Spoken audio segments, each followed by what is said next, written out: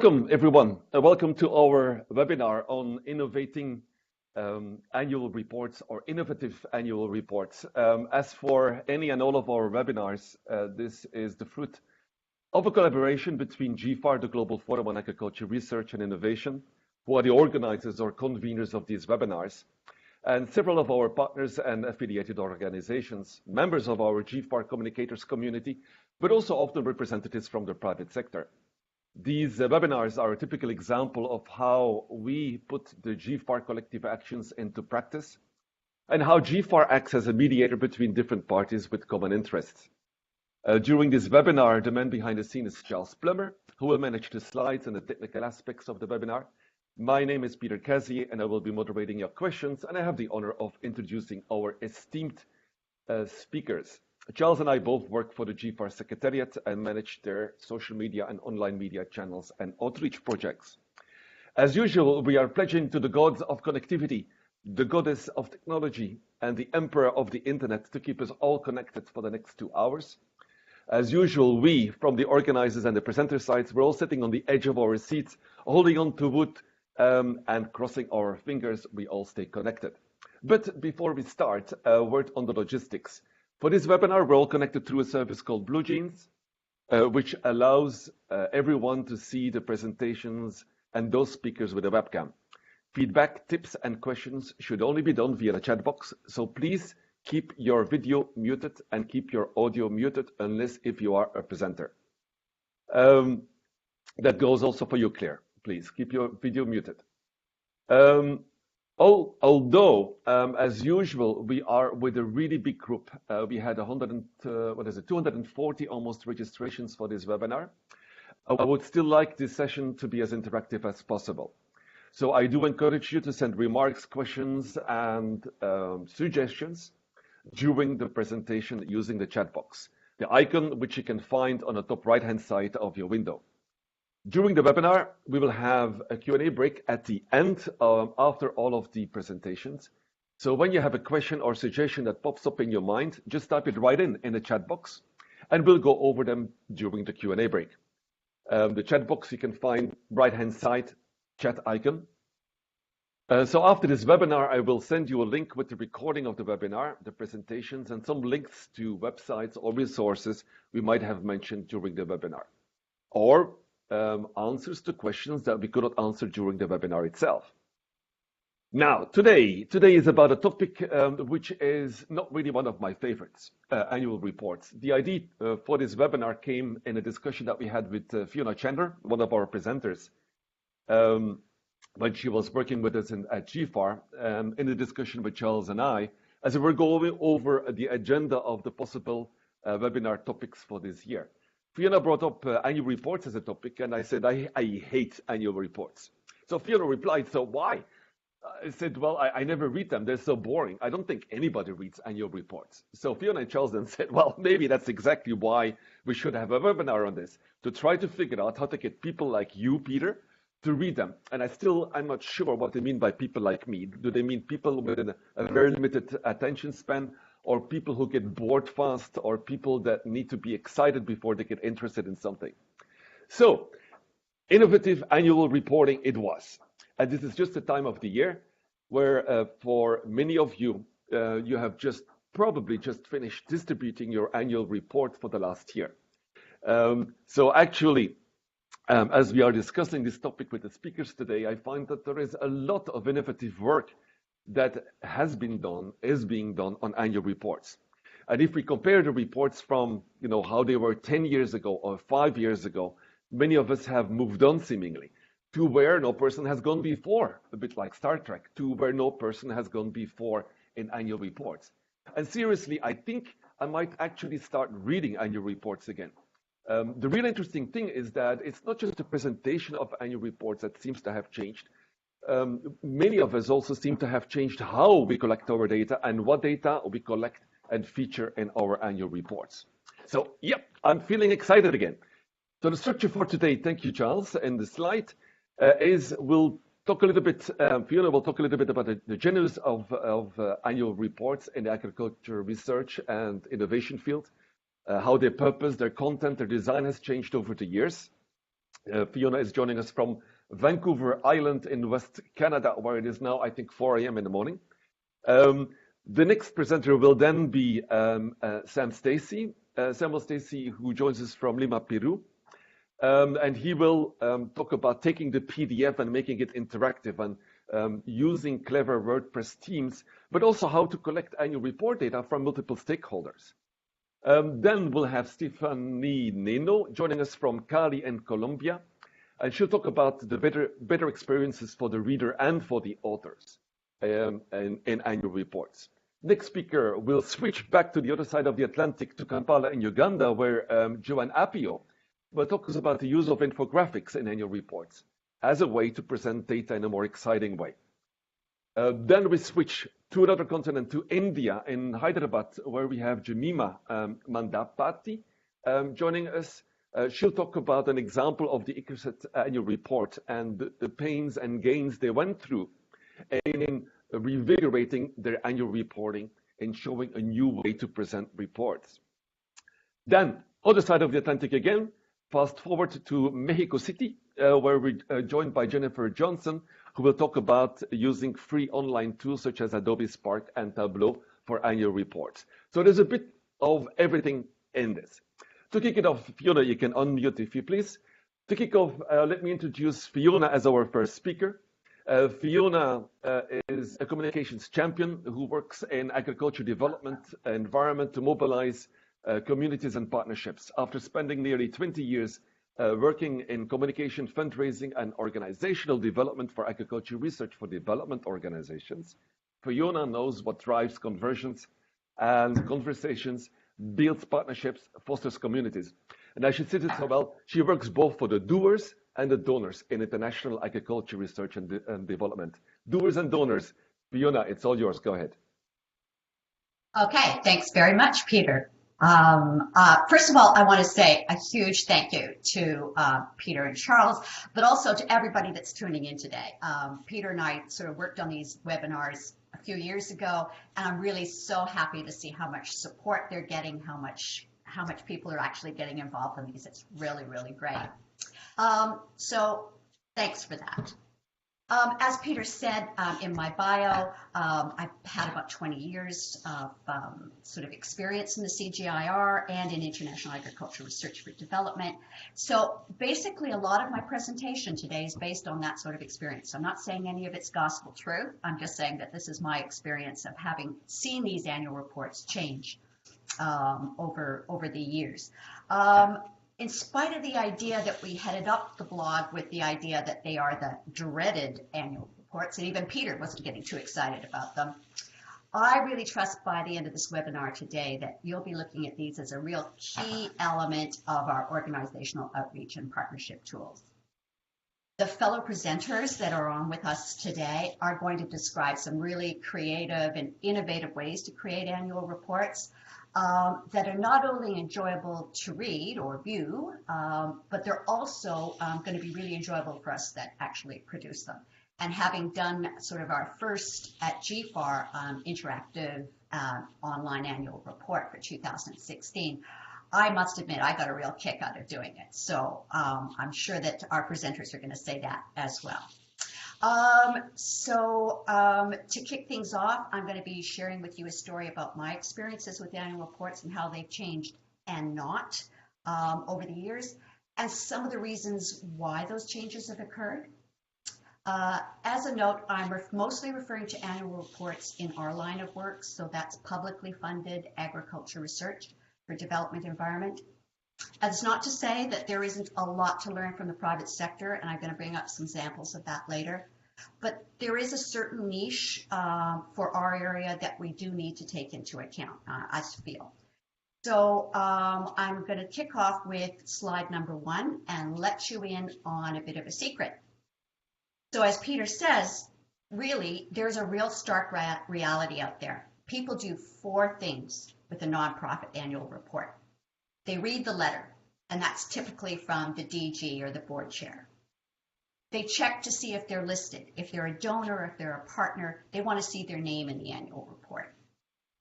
They read the captions on the photos. Not necessarily the photos themselves, but they read the captions on the photos. Interesting.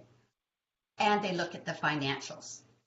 So for all that hard work that many of us put in over the years for doing, annual reports, in the end, it was getting down to people were looking at doing 4 things with them, which is a stark lesson for us to learn as we move forward with annual reports. So Charles, if I could have the next slide, please. Right. Okay. So why do we do annual reports? Well, there's roughly about 8 reasons that we do them. So first of all, there's an accountability. We are accountable as nonprofit organizations to be able to put our stuff out there in the public domain. So we have an accountability for that. There's transparency reasons. Again, as nonprofits, we need to be seen to be transparent in the way we use our funds and in what we do, that we're transparent in that. Our board of directors, our articles of our organizations, we often have a compliance so that we are absolutely necessary for us to do annual reports legally as well. On the other hand, we also use these as marketing tools, fundraising tools, particularly for fundraising. From my own experience, an annual report is a really key element in our fundraising packet. We use them for presenting our accomplishments, even increasingly our successes. We also use them for raising awareness. So there might be organizations that don't know anything about us, either they're donors or partners or other stakeholders, but it's to raise awareness about who we are as organizations. And also to increase understanding. So in many cases, you might be wanting to raise awareness, but you also want people to understand what your organization is doing. And an annual report is a fantastic tool for doing that. So I realize that we don't have any sort of poll functions on this, but I want to get a little bit of interactivity going here by just, as I'm speaking and going through the next slide, just in the chat, if you think that these are all, relevance on who we actually prepare them for, then we want to be able to talk a little bit about that. So of those, which ones do you think are relevant or not? And are there any important ones particularly for you? So that's our audience. Now, so Charles, I wonder if you could just go back one slide because I want to say why we're actually doing annual reports. So that's right. Terrific. Thanks very much. So again, just go through those. Those are what we're actually doing them for. And Charles, next slide. And that's who we're preparing them for. So if you could just use your chat box, if you can, just to say a little bit about are any of these relevant and who would be some really important audiences that you would be using your annual reports for. Okay. Charles, if I could have the next slide. Thanks. So I think that, I've just seen somebody come up in the chat box that say new and potential donors. So that's interesting because I found in my 20 years of experience that donors are really important audience for our annual reports. So if we accept that their annual reports are one channel for fundraising, I wanted to take just a minute to have a look at the funding environment and the motivations for funding from our donors, as this is what's going to influence the annual reports and how they're published. So if you look at this graph, you'll see that between 2000 and 2008, there's an over 20% increase in global public investment in agriculture research and development. And why?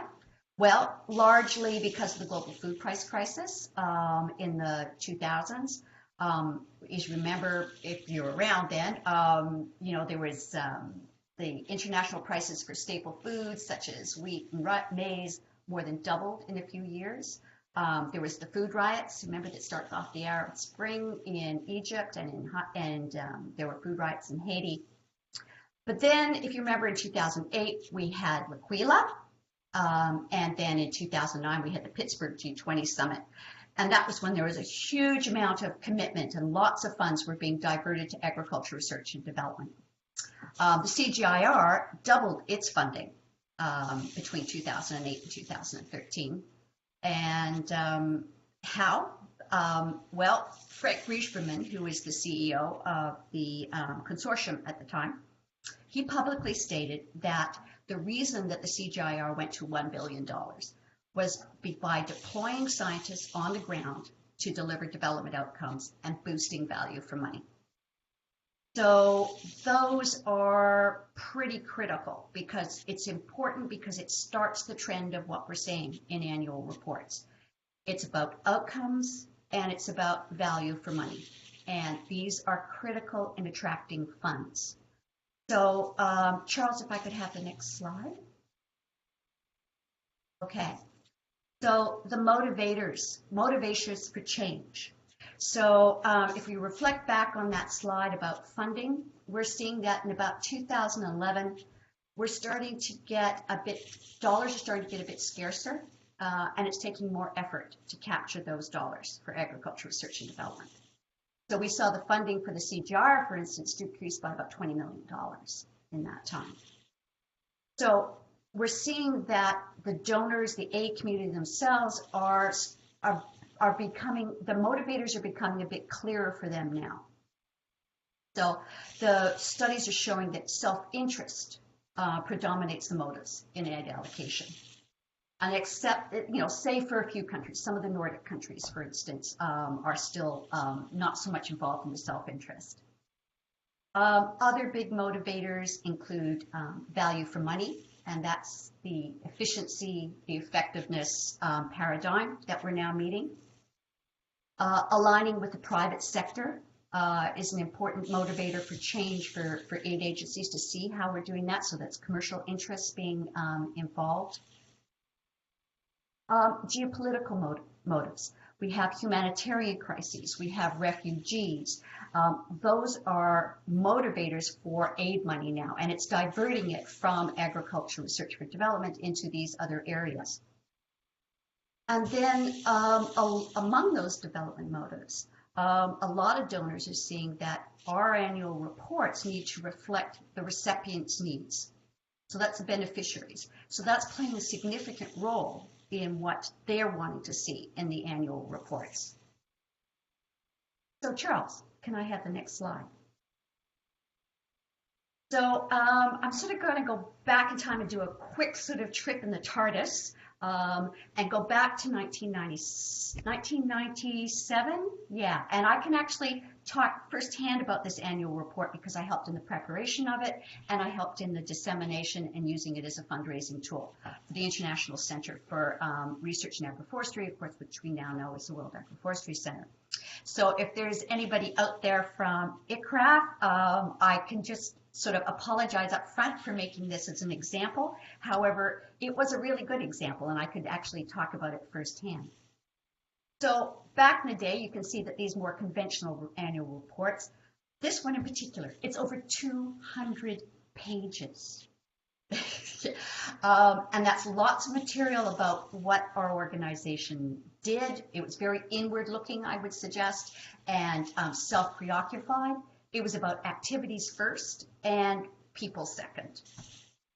There was an emphasis on text with a rather judicial use of photos, and sometimes those photos didn't exactly match what was in the annual report story, but they were a photo that you actually had. And many times they weren't necessarily professional photos, but the captions obviously meant a lot because that's what people were reading. So I know for a fact that these were primarily aimed at donors, a little bit sometimes research partners, but it wasn't a technical report, so it wasn't actually fitting for what they needed, but it was largely to let donors know what the center was doing. And it's like, size counts in this one. They thought the more that you put in your annual report, the more that it seemed that you were actually doing. So there was significant dollars in actually putting these together. There was long hours, very long hours. We printed hundreds of copies. We distributed them by post and events and at donor meetings. So not only were these expensive to produce, but they were also incurring extra costs in, for instance, schlepping these around to annual meetings. So they were heavy, so we're often paying extra baggage costs. The picture at the top is about, what Many of you, I'm sure, have been to Centers Weeks or international meetings where you take all your annual reports, you pile them up on a table, and you hope that people will come and take them away, which often they do. And so the sad part was that you actually felt you were great because people were picking up your annual reports, but these big heavy ones we found out many times were actually being left in hotel rooms because donors or partners didn't want to schlep them home either. So they were a bit going to waste. And I would probably challenge, so we would be taking them back to our centers and sticking them in the storage room, which they created us. So I probably challenge any of our organizations out there to go to your storeroom and don't see if you've got hundreds of these old annual reports hanging around. I know Charles could very highly testify to this in GFAR Secretariat, where we have a whole room full of these old annual reports. So that's just that snapshot in time. Move forward, Charles, to the next slide. And we're finding that by the annual reports are starting to change. Actually, it happened that the Salvation Army in 2009, it actually scrapped its hard copy report completely back in 2009. It discovered that nobody opened about nearly half of the 30,000 annual reports that they published and then disseminated through their offices. So huge amount of cost with only actually being even opened by half their audience. And then, as we said, probably only looking at financials, see if they were listed, look at the captions, and read the letter. So we see in 2010 in many organizations, things are starting to change. So the graphic I have there, we've got they're become much more visual, as you can see. Outreach International, they did their 2010 report, and that's along the side there of the screen. And you can see it's much more visual. It's talking about stories. It's talking about particular stories, people's stories, good use of photographs, interesting, not a lot of text, big headlines. So this is attracting attention. And this was in 2010. So, it's what for a small NGO, it's actually coming up pretty good. They're talking about impact, outcomes.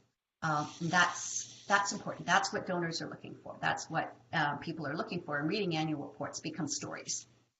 Now they're also starting to change their format.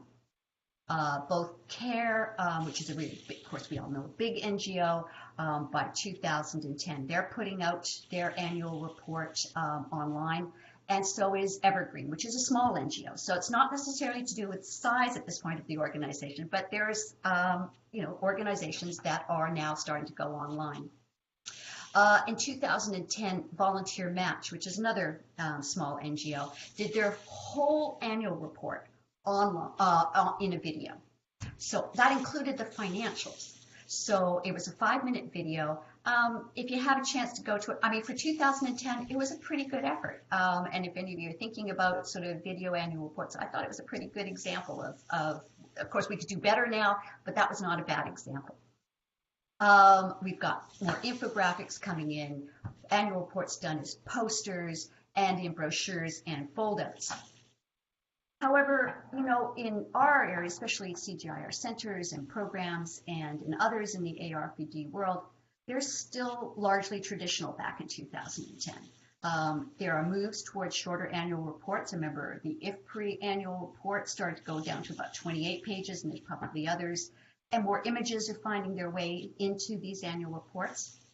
In 2010, World Fish put up their annual report, and it was an 8-page gatefold brochure. Steve Hall, the DG at the time, wanted an annual report that would slip underneath the donor's door. And that was the intent of it. Nice, short, sharp stories that, and the pictures and financials, but it would be really easy to carry and it could go anywhere. And that was, how things were moving. But, we also see in 2012, the CGIAR, the consortium came up with a online annual reports followed by the centers and the CRPs. ICRISAT was one of these. The water CRP was another one. But you can have a look at some of these reports, and what you'll see is that they're online, yes, but they're rather still quite traditional in terms of there's a menu, a navigation menu that you could go to different sections, and those sections are really wordy. There's a lot of text and a few photos, and there's still somewhat about what the center or the program is doing. We still haven't moved to, for instance, what Outreach was doing, which was much more stories and much more impact oriented. I think the 2012 IFPRI annual report had half a column on impact in their whole sort of 30-page annual report. So, but things are starting to change. And by 2014, we're certainly getting much more use of infographics, even in our online reports, shorter text, and connections with the organization's blogs. I think it was the CCAPS one that came out in 2014. And that was a real sort of eye-opener for organizations like ours. But again, it's still a little bit about what the center is doing and speaking about itself. So we can see that annual reports are definitely changing, but there's another huge factor in how annual reports can change. And Charles, can I have the next slide, please? Fiona, 1 minute left. Thank you. Okay, so during this period, this other factor is about the internet. So in 1995, less than 1% of the global population had internet connectivity. That number's increased tenfold to 1999, and so to 2017. Now it's 40%. So we've got social penetration of the networks coming in, and even more so the worldwide use of smartphones and mobile devices, especially in Africa. So we can see this is going to have a huge impact on the way we do annual reports, both now, but also looking at these trends. And it's important, I think, as we do annual reports, to look at these trends to see how are people now getting their information and how can we get it to them. Next slide, please, Charles. Okay, so as we move forward, what should we be thinking about? So when we were doing the GFAR annual report for 2016, we were aiming at a really interactive, innovative, online annual report. So here's some of the things that we were thinking about. Well, first of all, storytelling is crux. It's not got to be so much about what the GFAR Secretariat's done or what GFAR has done itself, but it's telling the stories of the people that work with GFAR or are part of GFAR, really more about their stories. Recognizing that there's a multiple use of our digital content. So we might be making some videos, doing some infographics, but we're going to use them in a whole bunch of different ways. So there might be a high cost in doing some of this stuff initially, but we've got huge other things that we can do with it. More use of audio, animation, and video. We wanted to do more use of that. But we also wanted to make sure that we didn't make it sort of all singing, all dancing, and make people think like it was a trailer for an Avengers movie. So it's actually being a little bit careful with that. Really important in the GFAR's 2016 annual report is about creating space for interaction and social sharing. So when it comes online, you'll start to see that there's parts of there where you can get onto Twitter, that it links to Facebook. So in fact, what we wanted to do was enable conversations while people were reading the annual report. They saw a photo they really liked, they could whack it up on Instagram. So it's a case of actually spreading that awareness much more widely and allowing people to become part of the annual report. Obviously, easy and intuitive navigation, the idea of not going off the annual report site, try and get all the information either through pop-ups or through something that spreads so that you could actually stay on the site until you got to the end of the annual report, and then you could go to a whole multitude of places on the GFAR annual website. This gets back to highlighting our accomplishments through testimonials and stories. And jazzing up those financials. Believe me, they can be some of the most boring parts, but people do read them.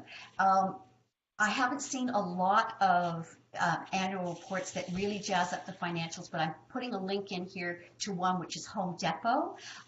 They've done a really interesting dynamic financials using the theme of their organization, but making those financials come alive. So an interesting example.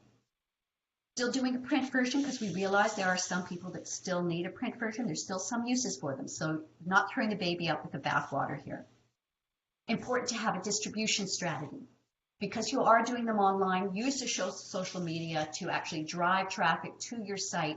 So you're actually increasing that awareness. But think about your distribution strategy as you're doing your annual report, not afterwards. And of course, using analytics to track your visitors. Back in the day when we had printed annual reports, it was very difficult to find out if donors were really interested. So I think there's a case of, now we can actually track some of those visitors and find out more information about them and if they're actually opening these things up. Now there's other ideas we can think about, and we did think about them, but we haven't had time to do that. And I'm sure some of our presenters today are going to come up with some of that. So in conclusion, having moved from a 200-page plus annual report back in the day, we're now looking at annual reports as a living document. They are living documents that are more about our conversation with our community. And I think that's what I'd like to leave you with, is thinking about, as we move forward with our annual reports, that think about it as a conversation with your community. Thanks very much. And Peter, over to the next speaker. Very good. Thanks, Fiona. And you can go on mute if you please. I think it was an interesting overview of how we moved from back in the 90s to today, not only in the way that how we present reports. It's not just an issue of presenting, but also what data that we collect and what data that we show in our annual reports, as well as who we make our annual reports for. I'll switch to the next speaker. Sam, if you can please unmute. Samuel Stacey is a digital marketing and communications consultant, specializing in websites, campaigns, social media, and content creation. He's currently the interim communications manager at the CGR system organization and has served as their online media coordinator since 2014. For the past 4 years, he has been involved in several interactive annual report projects, taking print versions and rapidly deploying full-featured interactive single-page websites. Go ahead, Sam. The floor is yours. Wonderful. Thank you, Peter. And hi, everybody. Nice to see you all here. Charles, if you can go to the next slide for me just to get started. Okay, so what I'll focus on today is really the process that we go through at CGIAR. So to give you an overview of who we connect with and really, talking about the multiple stakeholders that CGIAR works with to produce our annual reports. This won't be dissimilar to many of you, but it will be different people, obviously, in organizations that you connect with. I'll talk through the process, talking about transparency, a very important part of connecting with multiple stakeholders, the voice of the annual report, and talking through some of the review steps that we go through and getting that across the line with so many people to work with. And then finally, the approval and who has final sign-off. So Charles, if you can go to the next slide for me. Okay, so to give you a brief overview of what CGIAR looks like in terms of who our key stakeholders are for inputs, and then ultimately our audience as well. I sit at the CGIAR System Management Office, which is in the middle there, and we report to the CGIAR System Management Board, and collectively we make up the CGIAR System organization. CGIAR is made up of 16 CGIAR research programs, if we're looking at the portfolio ending in 2016, which I'll talk about last year's annual report, and also 15 CGIAR research centers. Now, connected to that as well as we have independent bodies that review and look at our research and help to make guidelines and recommendations on how we proceed. So we have the Independent Science and Partnership Council and the Independent Evaluation Arrangement. Now, all of the content that comes into our annual report is fed into by the research programs, research centers, and the ISPC and the IEA. Now, what I haven't broken down there is the stakeholders as well within our CGIAR System Management Office. And there are, I guess, 3 key groups that we connect with there. The governance team, who work with the CGIAR System Council. There is the performance management team, which works with the programs, and also finance, of course, as well. So Charles, if you can go to the next slide. So if you think about all of those different groups and stakeholders that we work with, we need to be quite clear on the process in which we will take in order to produce the annual report. So this gives you a very broad overview of the process that we go through. And typically we'll start this process quite early in the year, around February, and try and hopefully get that out within a relatively quick time, and I suppose quick talking about it in maybe 6 months. We tend to launch around September, October in that year. So what we do to start with is to put together an annual report team, which is our team in-house at CGIAR, and it's made up of about 3 or 4 people, and we work with a consultant who helps with the design and sort of content collection and editing. What we do is then go out to all of our CGIAR research programs, CGIAR research centers, and request inputs. So basically, we look to them for, say, the top 3 stories from the previous year, collecting all of that, and we end up with, of course, a large body of information. But it's not just text, we're also looking for videos, infographics, visuals, and other things that we can really make the annual report to be quite feature-rich. Now, our primary, I would say, focus initially is on the printed version, simply because we find that easier to work on the stories for a print version to make sure that all fits. And we really tried this year to keep that quite condensed. So we got it down to 32 pages, which I think a lot of that was coming into the finance section, which tends to balloon quite quickly.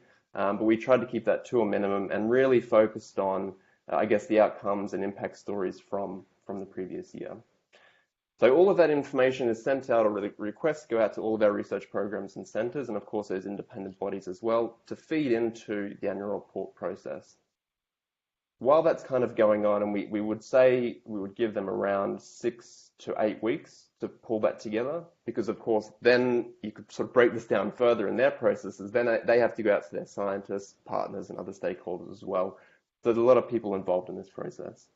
While that's kind of going on, we go through a concept, conceptualizing what the annual report's going to be, what the focus is going to be this year, developing some design ideas, and really workshopping that in-house within our group and the executive director to produce or to come up with an idea that is something that we'll be proud of to showcase our work from the previous year.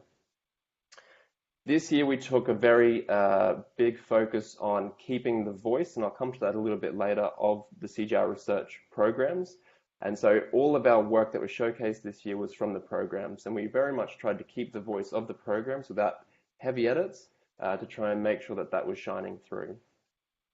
Once all of the inputs are received, we start to go through and try and identify potential themes, and selecting those stories that will tell a story or a consistent story throughout the annual report. This year was the first time, probably in the last 4 years, where we didn't have an overview or a theme really for the annual report, simply because it was the end of the portfolio, 2011 to 2016, and there were just so many great stories that we kind of divided up the annual report into four major, I guess, themes or sort of top level themes throughout the report. Selecting those stories is a very challenging process and also requires inputs from several people within our office, from the executive director through to the performance management guys as well. Once the stories are selected, we do go back to our stakeholders, CGIAR research programs, to make sure that is the correct story that they feel will best represent their program for the year, and also that it does connect with what we're talking about with that theme.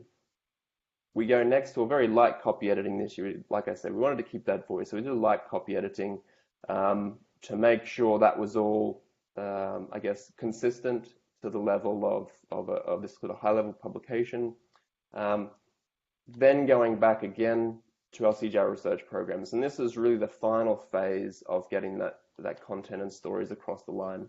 So it goes through a review and approval stage. So we tend to give people as much time as possible, of course, to share with program leaders and other scientists to make sure that what copy edits have been made still keep that consistency and accuracy to the story.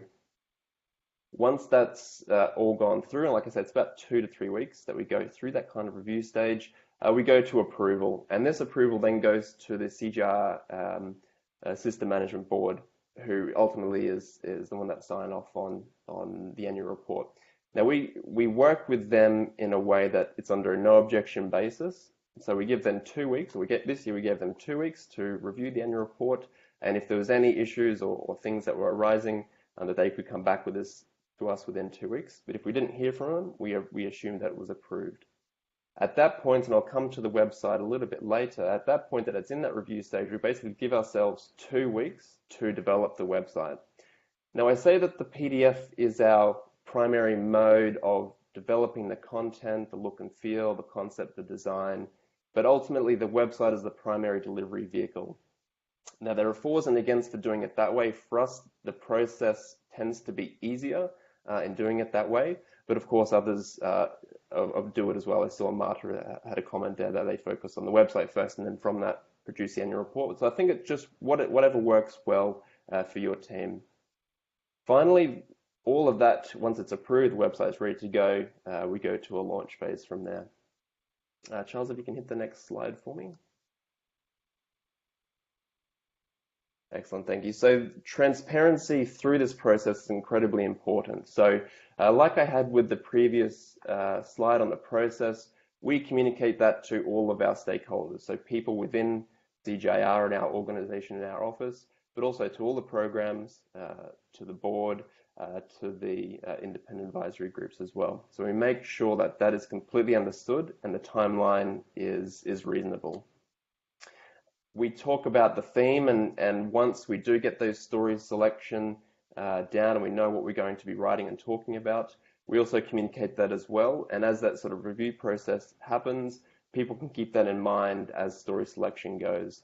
And we did have a few stories this year that were changed as a result of that. And in fact, the original 3 that were submitted by programs, they came back with another story or a stronger story that best fit towards that theme and towards the story that we're trying to tell.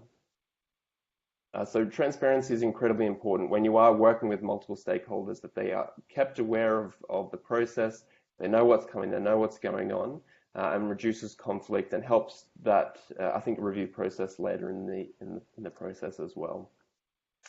Charles, if you can go to the next slide for me. So the voice I mentioned briefly is a very important component for us, because as CGIAR, we are a collaboration on all of these programs with the CGIAR research centers.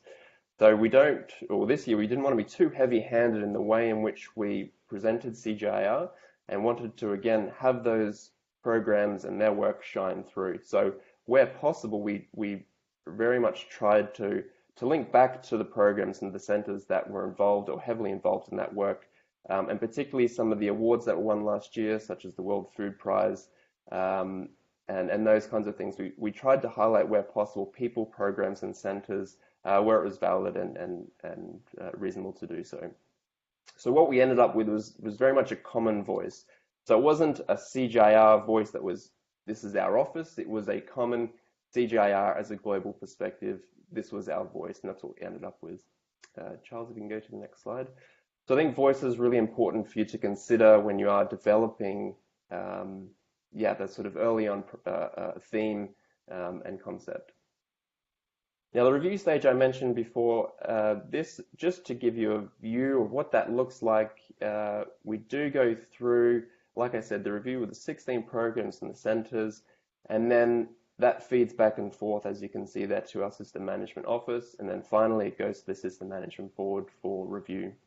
So just to visualize how that breakdown looks and the kinds of people that we do interface with.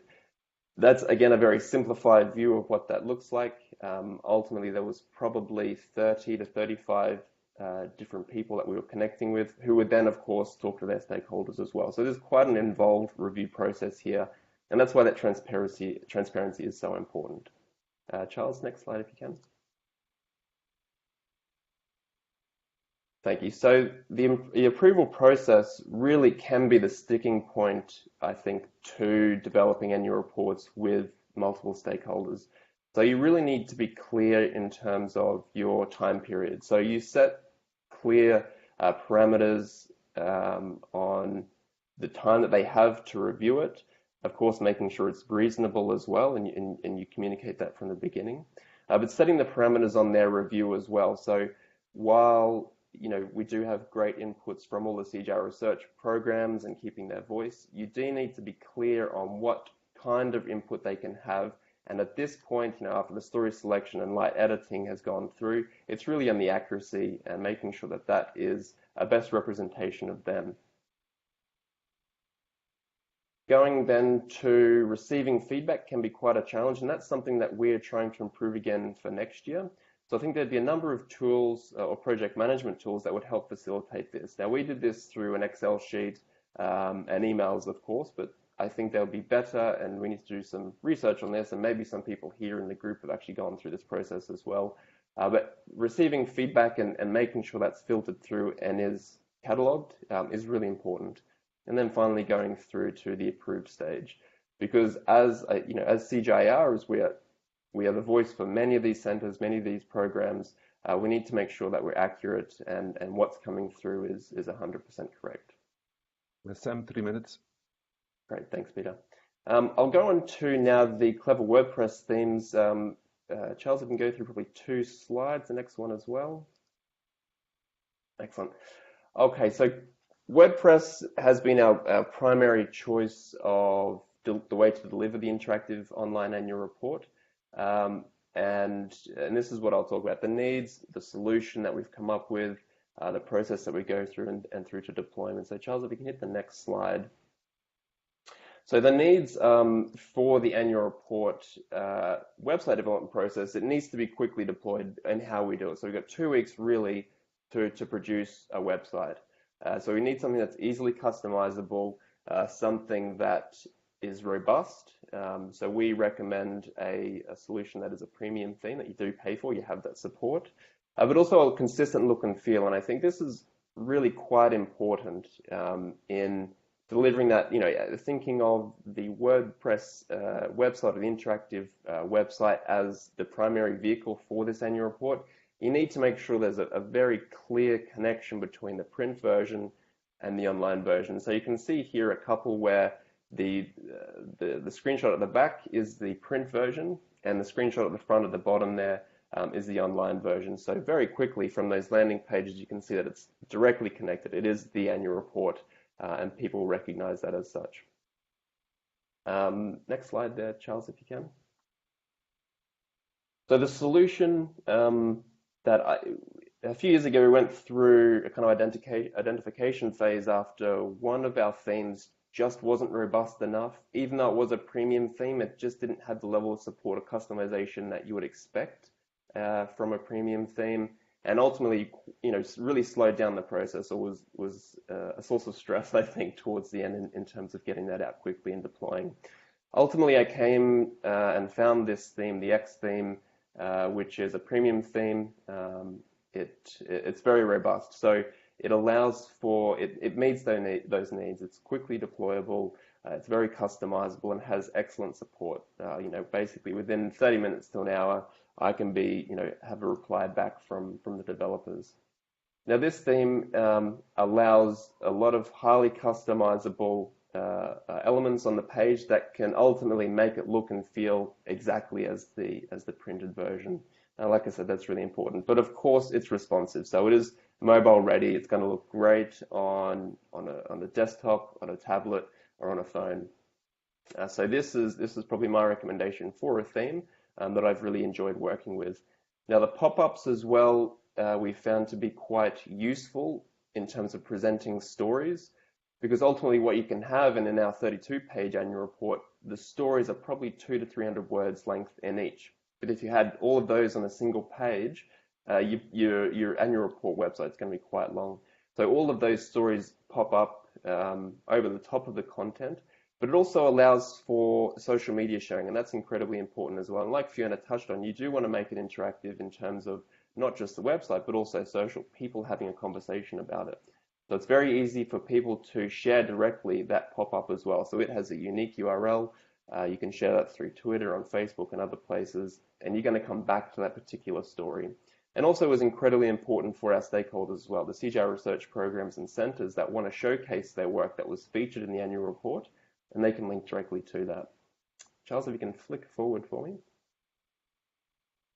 Okay, so just to briefly look at our process for the annual report website, like I say, once we send the report for approval with the board, we commence the build, and it's very, very quick. We have all the content ready to go, we have all the pictures, the logos, all of that, and it's just a case of inputting content, styling, making sure it looks good, working within the team, almost daily amongst the annual report team to check on progress, to check on things that are working, things that aren't, doing some testing. Once the annual report is approved, then we deploy, then we launch. We don't have a separate review process for the website. We focus, like I say, on the print version because the print version is just, or the interactive version will be verbatim of the print version. So once that's all ready, we deploy and we launch. And if you go to the last slide, there for me, Charles, our deployment, I've been using a really great tool, the WP Migrate DB Pro, which is very fast to deploy. I had some issues in the last couple of years with some clients who needed changes within minutes, and within 15 minutes you can deploy a whole website and a migration of a site, which can be a very big sticking point, I think, towards the end where you're ready to go, but you're just waiting on this deployment and migration. It has, I think, really importantly, and this is for the techie people, I think, on here as well, that you can deploy a website, a WordPress website through either as a single installation or within a multi-site installation as well, which for some clients is really important. So this was kind of our final process in developing and producing our annual report, and I hope that was useful. Thank you, Peter. I think that's all from me, and I'm happy to take any questions later on. I do have recommendations on pop-up plugins as well, if anybody's interested. Okay, Sam, and you can always put, if you have the reference links, either in the chat box or email them to me, and I'll forward them to the subscribers in the wrap-up emails. Thanks, Sam, to give us a bit of an overview of how you collect in a rather complex environment with multiple stakeholders. But also some tips for those who use WordPress as their online publishing medium, their website medium, some practical tips of the themes and the plugins that you guys are using. We're staying in the same continent. We're switching over to Stephanie. Stephanie Nino has worked in communications, and Stephanie, you can unmute. Stephanie Nino has worked in communications related to sustainable development for the past 15 years and joined the International Center for Tropical Agriculture, CIAT, in 2014 as the Public Awareness Coordinator, and later became the Communications Manager since early 2016.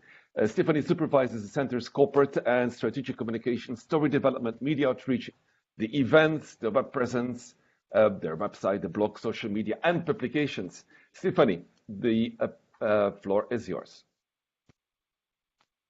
Hi, everyone, and thank you, Peter, for introducing me.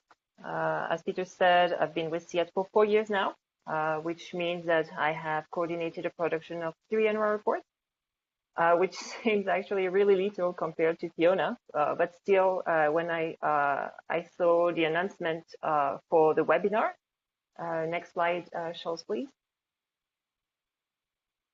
The webinar on innovative annual reports, I thought that would be a fantastic opportunity for me to talk about my experience with annual reports and to talk with other, what I thought, annual report lovers. But then somewhere along the way, I don't know what happened, Peter, but the title of the webinar changed to, next slide, changed to Innovating Those Dreaded Annual Reports. Next, and I realized that I would probably not be talking with two people who actually love annual reports, but most likely to people like Peter who don't really like them at all.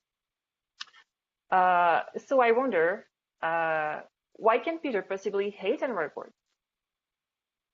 And next, I thought about a few factors that I agree don't make annual reports so great. Next. They are indeed a report, which often translates into something boring. Next. They are time consuming. I think we all agree with that. Next. You have to do them every year, for sure. Next. And we all ask ourselves after all this if it's even worth the pain. So I set for myself as a mission to see if I could make Peter and other people actually love annual reports or like them a little more. So let's see what we can do about that. And let's see here what we can do about improving the experience of annual reports for Peter, for readers in general, and for authors, like most people on this webinar, I think. Next. Charles, please. So they are certainly a report, but as Fiona said earlier, and as Pamela Williams from Commons mentions here, one thing is for sure, annual report has shifted from a tool with a primary purpose to report to a tool that is meant to catalyze, to communicate, and to connect. Next, please. So what's the opportunity here? Yes, it's a report, but your annual report doesn't actually have to look like a report. Next.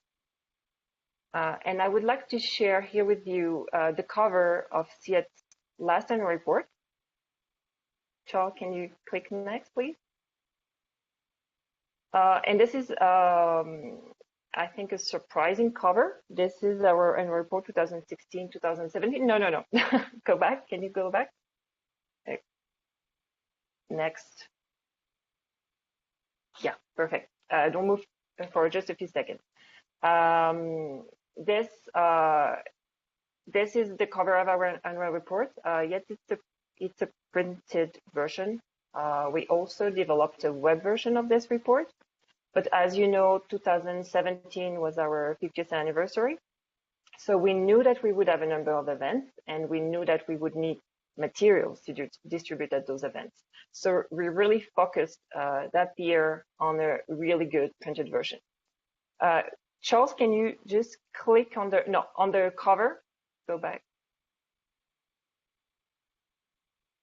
Click on the cover. I would like to give a peek at the inside. As you can see, this looks like a magazine. Can you click just a few times on the image, Charles, please? Another few times. This is the design of more like a magazine. It tells stories, it has really nice pictures. And here we really wanted to give and click on the back, on the back. I'm sorry, I didn't know I would not manage my own slides, so I know it's a bit tricky. I really apologize for that. Yes, on the back. And don't move just for a few seconds. Thank you, Charles. Very sorry about that. So with this edition of the annual report 2017, we really wanted to have something special for our 50th anniversary. We wanted to give the reader a great experience and show that CIAT actually can bring news about agriculture, about food, about the environment, etc. So we thought that the magazine format was particularly relevant for that purpose. And this version of the annual report has been really well received. And I think it brings a question whether the total focus on the web is good or not. I am all for the web, but I realized this year that a good printed version of your annual report is actually a very good product as well. So next, please, Charles. Yes. And as Fiona mentioned, and as the quote earlier was saying, your annual report is also an opportunity to connect with the audience. And in the case of CIAT, we have identified donors and partners as our main audience for the annual report. So what we try to do is to actually make them part of the annual report. Can you click next, Charles, please? You can click twice. So here is, for example, a quote by a donor that was part of one of our stories within Unilever. in our annual report 2014-2015. So by doing that, your donors or your partners know by default what you will be talking about in your annual report, and they are part of it already. And I think that also resonated really well with what Fiona was saying earlier, that what they're going to check is if they are listed in your annual report, most of your stakeholders. And if you click next, Charles, there is also another example of embedding tweets that partners sometimes publish about your work. And this is an example about the UN Global Pulse, about a prize that SIAD had won on big data in 2014. And I was made part of the 2015 report. Okay, next. Annual reports are time consuming, that's for sure. I agree entirely with that. And I would say that they are even more time consuming now that we publish a PDF and a web version. You can see here in a few seconds images of SIAD's annual report for the last 3 years. So we have a web version that, as Sam mentioned, also has to be responsive, which sometimes is straightforward, sometimes is not really, because the number of screen sizes has increased probably tenfold in the last few years. You used to have like probably 3 different formats. Now it's, I don't know, it's limited. So it's kind of tricky sometimes to make sure that your report is a good experience on any device. So we also, for each of those reports, have a shorter PDF version, like we call it the synthesis, except for the report I mentioned, the 2017 one, which was actually a complete version of the annual report for the reasons I mentioned earlier, the fact that it was our anniversary and we wanted to have a really good printed version. Next, Charles.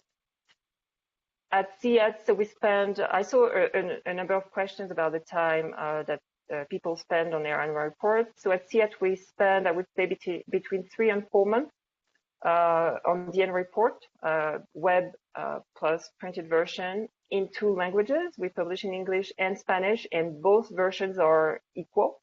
We don't have a shorter version in one or another language. They are just the same, which means almost double work. But we do everything in-house, which I like to believe makes us learn about the process.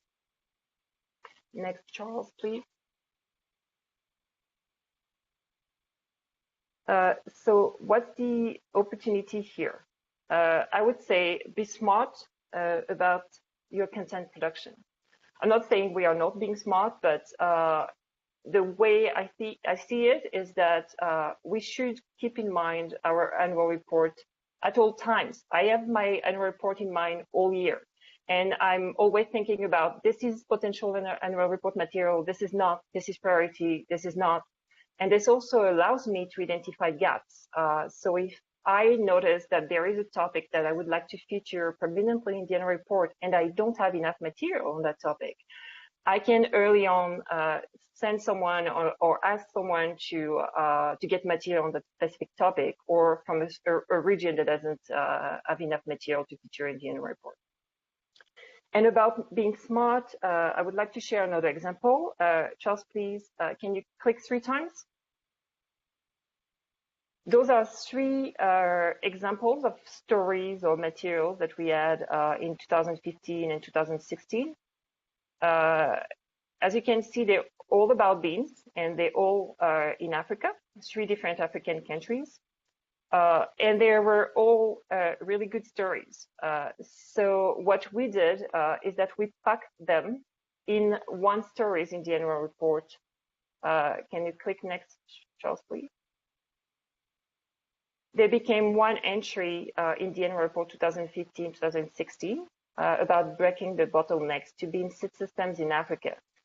So that was a broader story, let's say, illustrated by those 3 stories that had been published already in the year 2015 and 2016 a little bit as well. So what I am saying here is that in the case of CIAT, we don't have a problem with shortage of material. It's often the opposite. We have a lot of stories. We have a lot of material. We cannot feature everything in the annual report, so it has to. We have to prioritize. But also sometimes you can be smart about packaging the information in a way to tell a different story, a bit broader, but that is illustrated by existing material. Okay, next, please. Another way to save time, and this is something that Sam mentioned as well, use simple and flexible web templates. In the case of CIAT now, we are able to host our annual reports on the actual website. So if you see the URL of this annual report, it's ciat.cgr.org, which means that we don't have to build a new site from scratch, which was the case before we upgraded our website platform. We don't have to create new style sheets. We don't have to define SEOs, etc. And on top of that, it also means that all the traffic to your annual report actually contributes to increasing the index status of your website, which is your permanent website, which is what you want. You really want to have the index status of this very website to be really strong. Next. Something also I would recommend is to get your annual report as early as possible. I know for the CG system, I guess it's not really possible because you have to kind of wait for all CRPs and centers to have their report out. But in the case of CIAT, we like to publish it in the first quarter. So generally the report is out around April. And that allows us to start thinking about the next one already. Next, please. You have to do it every year. Next, I didn't really find any silver lining to that fact, except that you probably get better at it every year, or I like to believe so. Next. Okay, so the big question about is it even worth the pain? I guess, well, it depends. Can the reach even be measured? Is the reach even the visits on your website, the downloads of your PDF presentation? Next, Charles, please. Next. Or is it making sure that your report gets to your key donors and make sure that those donors have a copy of this annual report? And here we're maybe talking about 10 people, 10 key people, current donor, prospect donors who really need to have your report and open it and see what your organization is about. Next. So what it is worth? I like to believe that something like this is worth. Can you click twice, Charles, please? So here you will see a retweet by Bill Gates, a retweet of one of our stories on new beans varieties that can resist really high temperatures. And knowing that Bill Gates at the time had 20 million followers, that I think this is really a big deal. Or another example with Al Gore retweeted another story about diets that we had developed with National Geographic, knowing that Al Gore has about 3 million followers. So I like to believe that this kind of retweeting makes it really worth the pain. Anything you do. Okay, next. Another opportunity here also to make it worth the pain is to, given the amount of time you've spent on your annual report, to make it part of a 365-day strategy. And that's why also we like to publish it early in the year so that we can actually reuse material throughout the year without this material being really old. And I would like to share an example here of the visions, a set of visions that we produced for the anniversary. They are called CIAT Forward. It's a series that includes 15 visions from CF staff on sustainable food future, plus a vision by our Director General. And if Charles, you will please click next. You will see 3 times we reused throughout the year. We reused visions that had been published around March with the annual report on specific occasions when those visions were relevant. So, for example, we had our CIAT 50th celebrations in Africa in May, and that was the opportunity for us to reuse this vision by DBC, our regional director. Another example, Charles, please, is around the EAT forum that took place in Stockholm in July and was about crop diversity and the importance of crop diversity for diets and for agriculture in general. We retweeted that vision from our head of genetic resources unit, Peter Wenzel, about our gene bank and about the project that we have that's called Future Seed. And again in October, around the World Food Day, we recycled a vision from our bean breeder in Africa, Claire McKenzie. Charles, please. Yes, fantastic. 1 minute, Stephanie. Yes, that's my last slide. Charles, please. Okay, the takeaway, since annual reports are not going away, I'm sorry, Peter, to inform you, but they are not going away and we will still have to produce them, at least for a little while. I would say make it easy, as I try to show you there are ways to reduce, to reuse content and to recycle, etc. Make it sexy. The annual report doesn't have to look boring, and I really like what Fiona showed in 1997.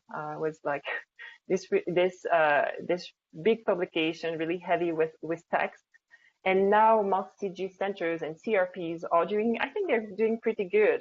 We are on the right path, and we are doing. At least we are looking at the trends outside. And we are trying to make our annual report really good and impactful. And last, I would say, try to have fun doing it. Maybe I'm the only one who has fun doing annual reports. I was glad to hear that Fiona also had fun in 2016 doing the interactive annual report. Keep in mind that this is the only product that actually compiles everything that you have done during a year, and you should be proud of it. And this is a super powerful product for fundraising. And also, having gone through the process for celebrating our 50th anniversary, I can tell you that all annual reports published by CIAT since 1967 were a mine of information for everything that we produced during this year, like a timeline, 50-year timeline, 50 wins, CIAT history, etc. So this is a very important product, and I think we should put some heart in it. Next, this is my contact, and thank you very much for listening to me. Excellent. Stephanie, well, if you make it easy and fun, then definitely I will read the annual reports again. And I do remember, I think when you guys started, was it back in 2013 or 2014 with the first more interactive CIAT reports? You were one of the first annual reports I ever read in my life. So wow. Well done. That makes me work. Exactly. Thanks again. You can go on mute if you please. Joanne, you're next. I'll go strict on time management now. Joanne is joining us. Stephanie, you can go on the video mute if you please. Joanne Apio worked as the program officer in communications, publicity, and marketing at the Regional Universities Forum for Capacity Building and Agriculture, RU Forum, a network of 85 universities in 35 African countries. She is also the founder of Kavibi, and I hope I pronounce this right, a communications company that focuses on training and mentoring young people to be better communicators and supporting entrepreneurs and organizations in their communications needs. Joanne, it's all yours. Go ahead. Thank you, Peter, and good evening from Uganda. And just to start from what was presented by Stephanie, I hated annual reports. And I think I now understand why. And when I joined Reforum about 10 years ago, we had big chunks of annual reports, and it was really difficult to read. And so I understand moving from that point and where we are currently, that we've made some milestones. And I'm very pleased to share some of the experiences that have helped us be able to fall in love with annual reports. And I'll borrow some of the examples that have been shared by Fiona and Stephanie as I explain. So what is the big fuss about infographics? And I'll just go back to what Fiona mentioned. When we produced our annual reports in 2014, we were very excited. We gave them out. We're just excited to see what people would give us as feedback. And to our disappointment, at the end of the session, we found some of them on the tables, some even in dustbins. And it got me thinking, why were people not taking our printouts to read as annual reports? And then that's when the whole idea of simplifying annual reports came to us, and we thought we would now start to engage with the use of infographics. So infographics is a content marketing approach that allows one to be able to simplify really complex ideas or maybe boring topics into more captivating and engaging experiences. And over the years, we've used examples such as pie charts, bar graphs, even maps to be able to illustrate the different impact that we've done over the year. And why I think infographics are really important for annual reports is that people don't have time nowadays. So if you're able to give them at a glance what you've done over the year, they really appreciate. And over the years, what we've done is for every annual report, we have the first page that looks at a glance over the year, what have we achieved? And this is in form of infographics. And we found that people get more excited to read more about the reports and the details in the annual reports. Then also it has given us an opportunity to brand and to sell the brand of Reforum. And so when you use different color schemes, logos, and you position your brand, it's also very evident in the annual report. Next slide, please.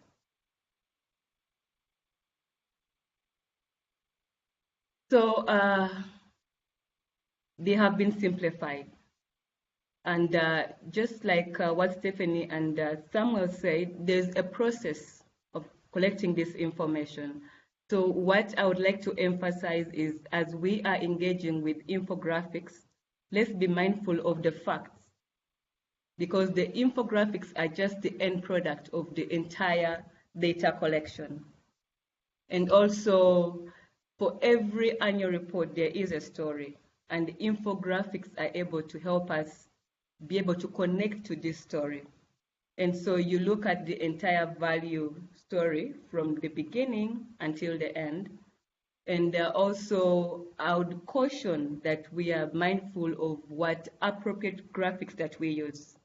So if you're going to look at a financial implication, you could use pie charts and you could use maps for geographical illustrations. So we need to be mindful of the message, which is the content, and the graphics that are relevant for that message.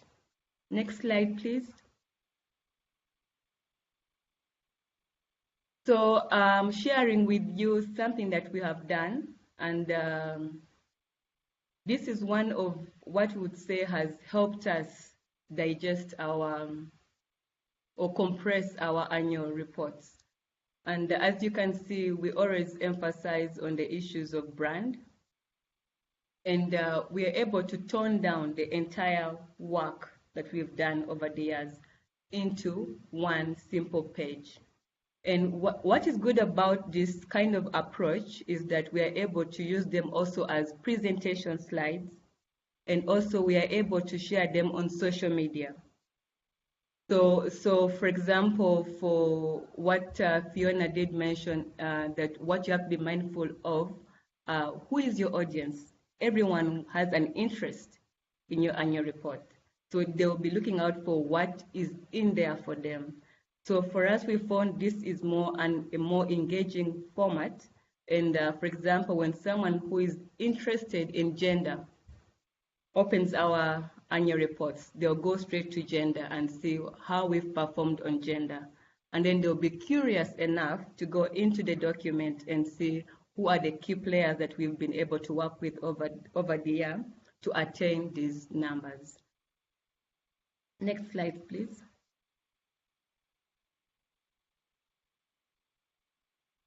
So just to break it down, after we've done the front cover, which is more like enticing the people to go in to read the document, we also say, how can we get one impact story and then dissect it into a more meaningful, digestible story?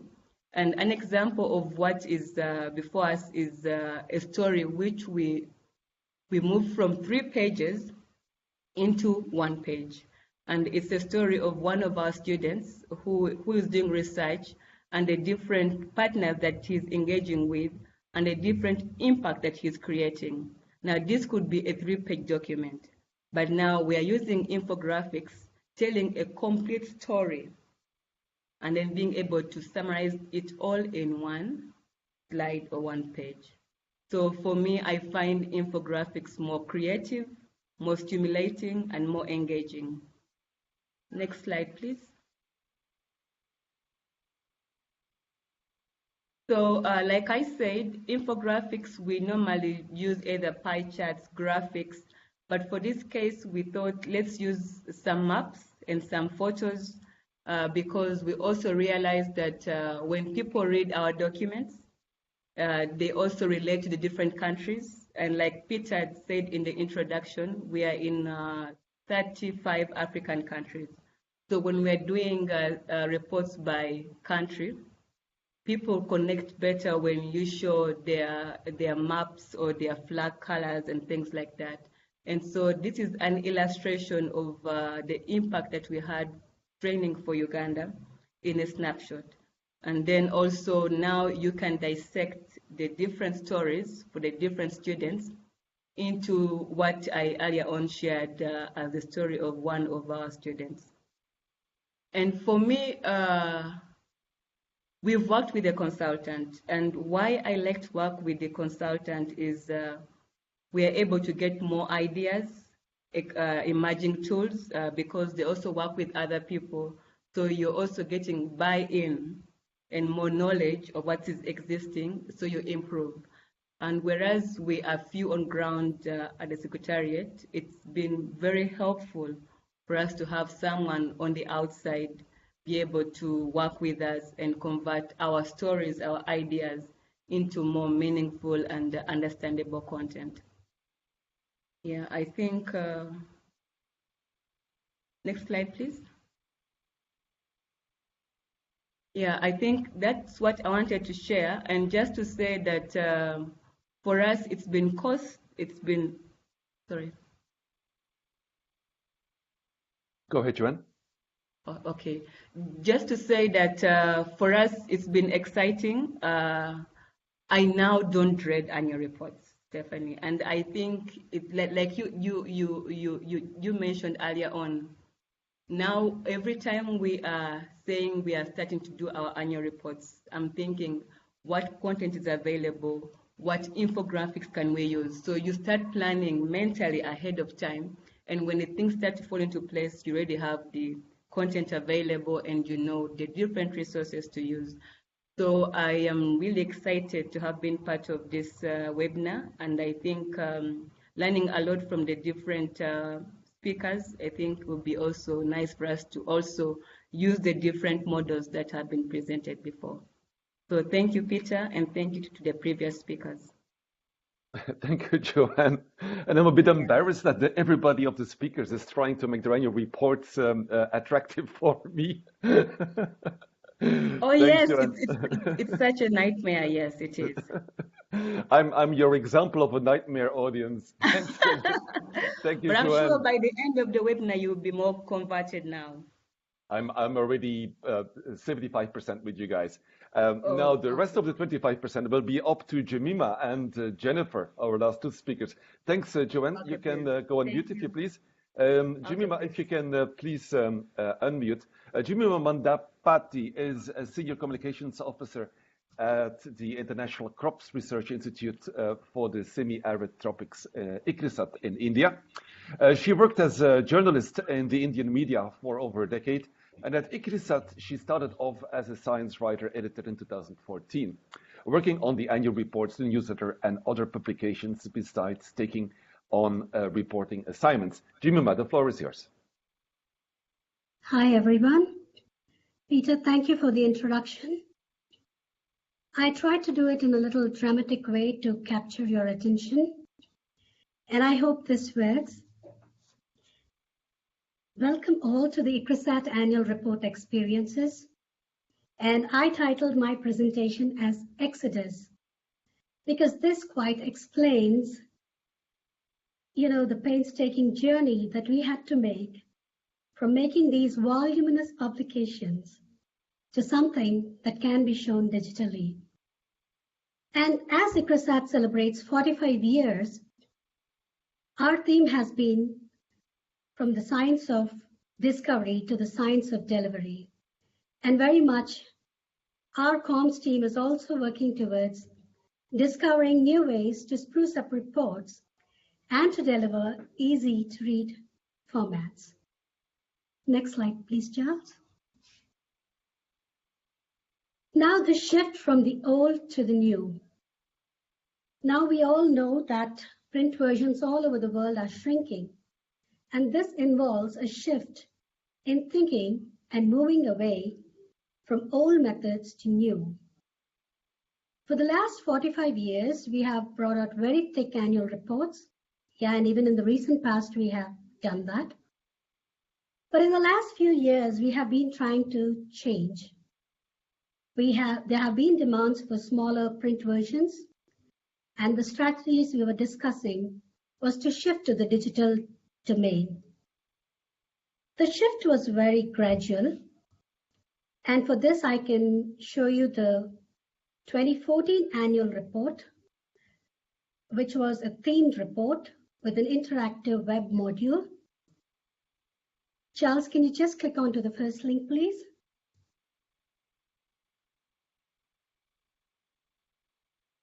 So this was an interactive module, and this was a holistic approach that we had adopted to show how gender was integrated across the R4D value chain. Each of these boxes is interactive, and when you click on them, you get onto the bigger stories. So each of these stories were again told in detail in the pages that came up.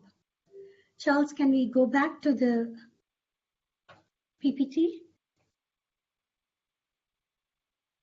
The 2015 annual report was on building climate smart farming communities.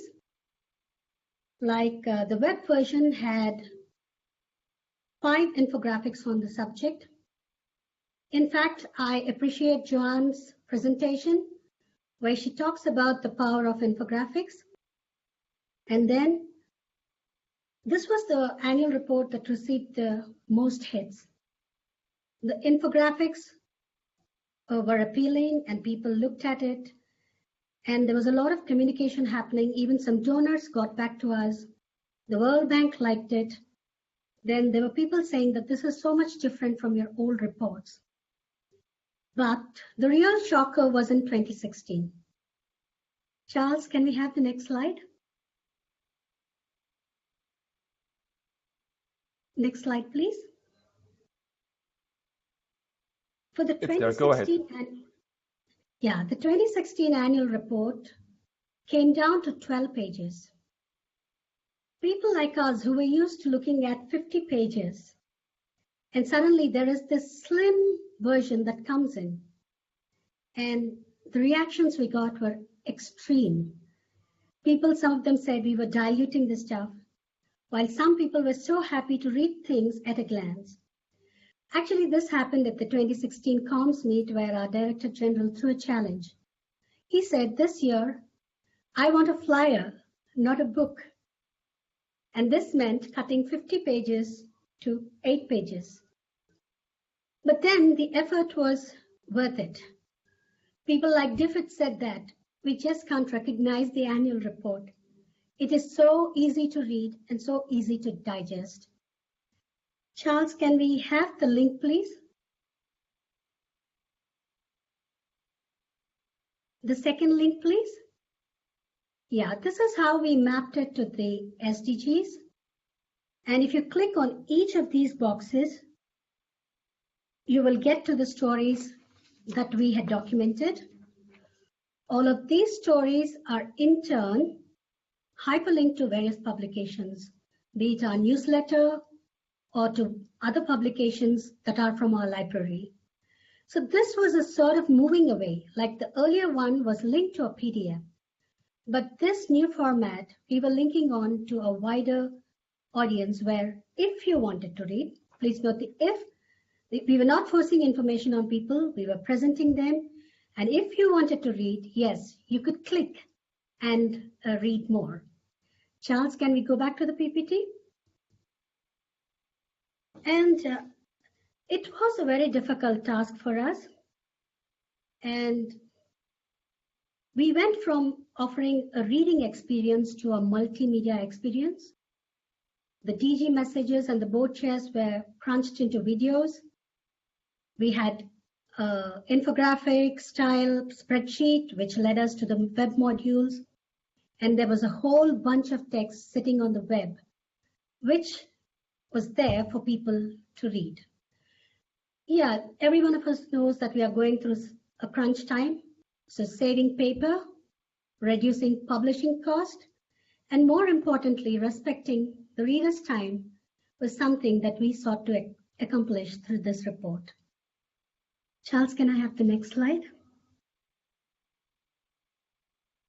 And this meant a reworking in the way our teams worked. The ICRASAT annual report production is totally in-house.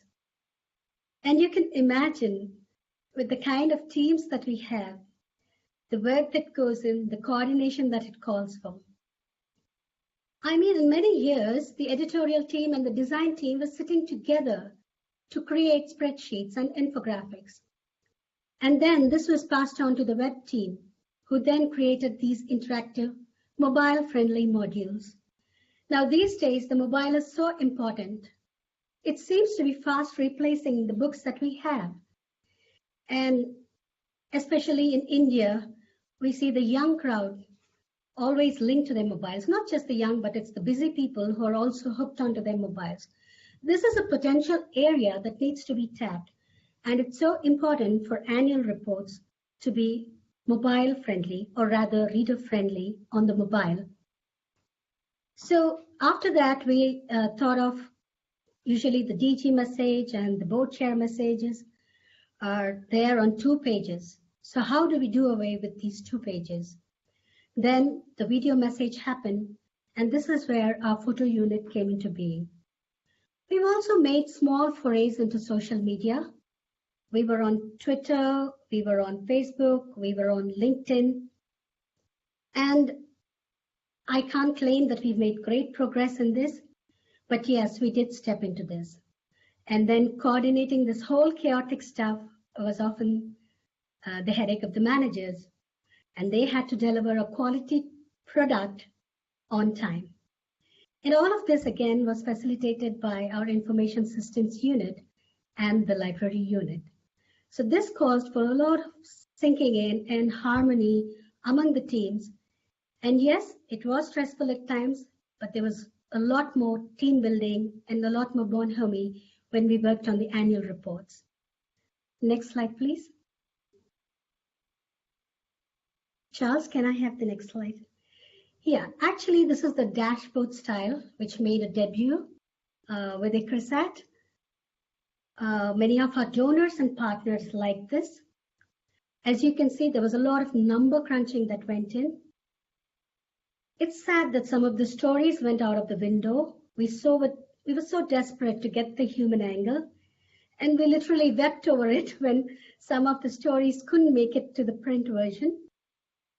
But I think that was a sacrifice that we made to get our big numbers up front, the kind of work that went in at ICRISAT. Then how do we crunch this whole bunch of reports that come from the scientists? Somebody suggested, okay, let's do a summary. But then summaries are so text heavy and they're so boring to read. So we thought, let's do a collage of all the kind of work that we did. And then we did, and then the DG comes and says, won't you align this to the SDGs? Why don't you put the SDGs on the cover? Then we are thinking in a different direction and thinking of how do we map all these stories to the SDGs? And then why do we even bring out an annual report if it is not to show our mission? And then this style very aptly displayed the various mission areas of ICRISAT and how we contributed to each of our mission areas. So this was like a bird's eye view of the organization's entire work. For busy people who are on the go, this was just the spreadsheet that they wanted to look at. And then we had the organization's big goals, and this kind of showed the way we were heading in. So from big text summaries, we moved on to bullet points, numbers, and icons. So the next slide, please, Charles.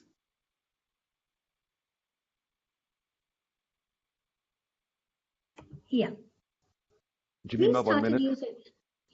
We started using our annual report as a campaign tool. We supported the year of pulses, and we brought out 2 spreadsheets that went on to tell about the bigger things.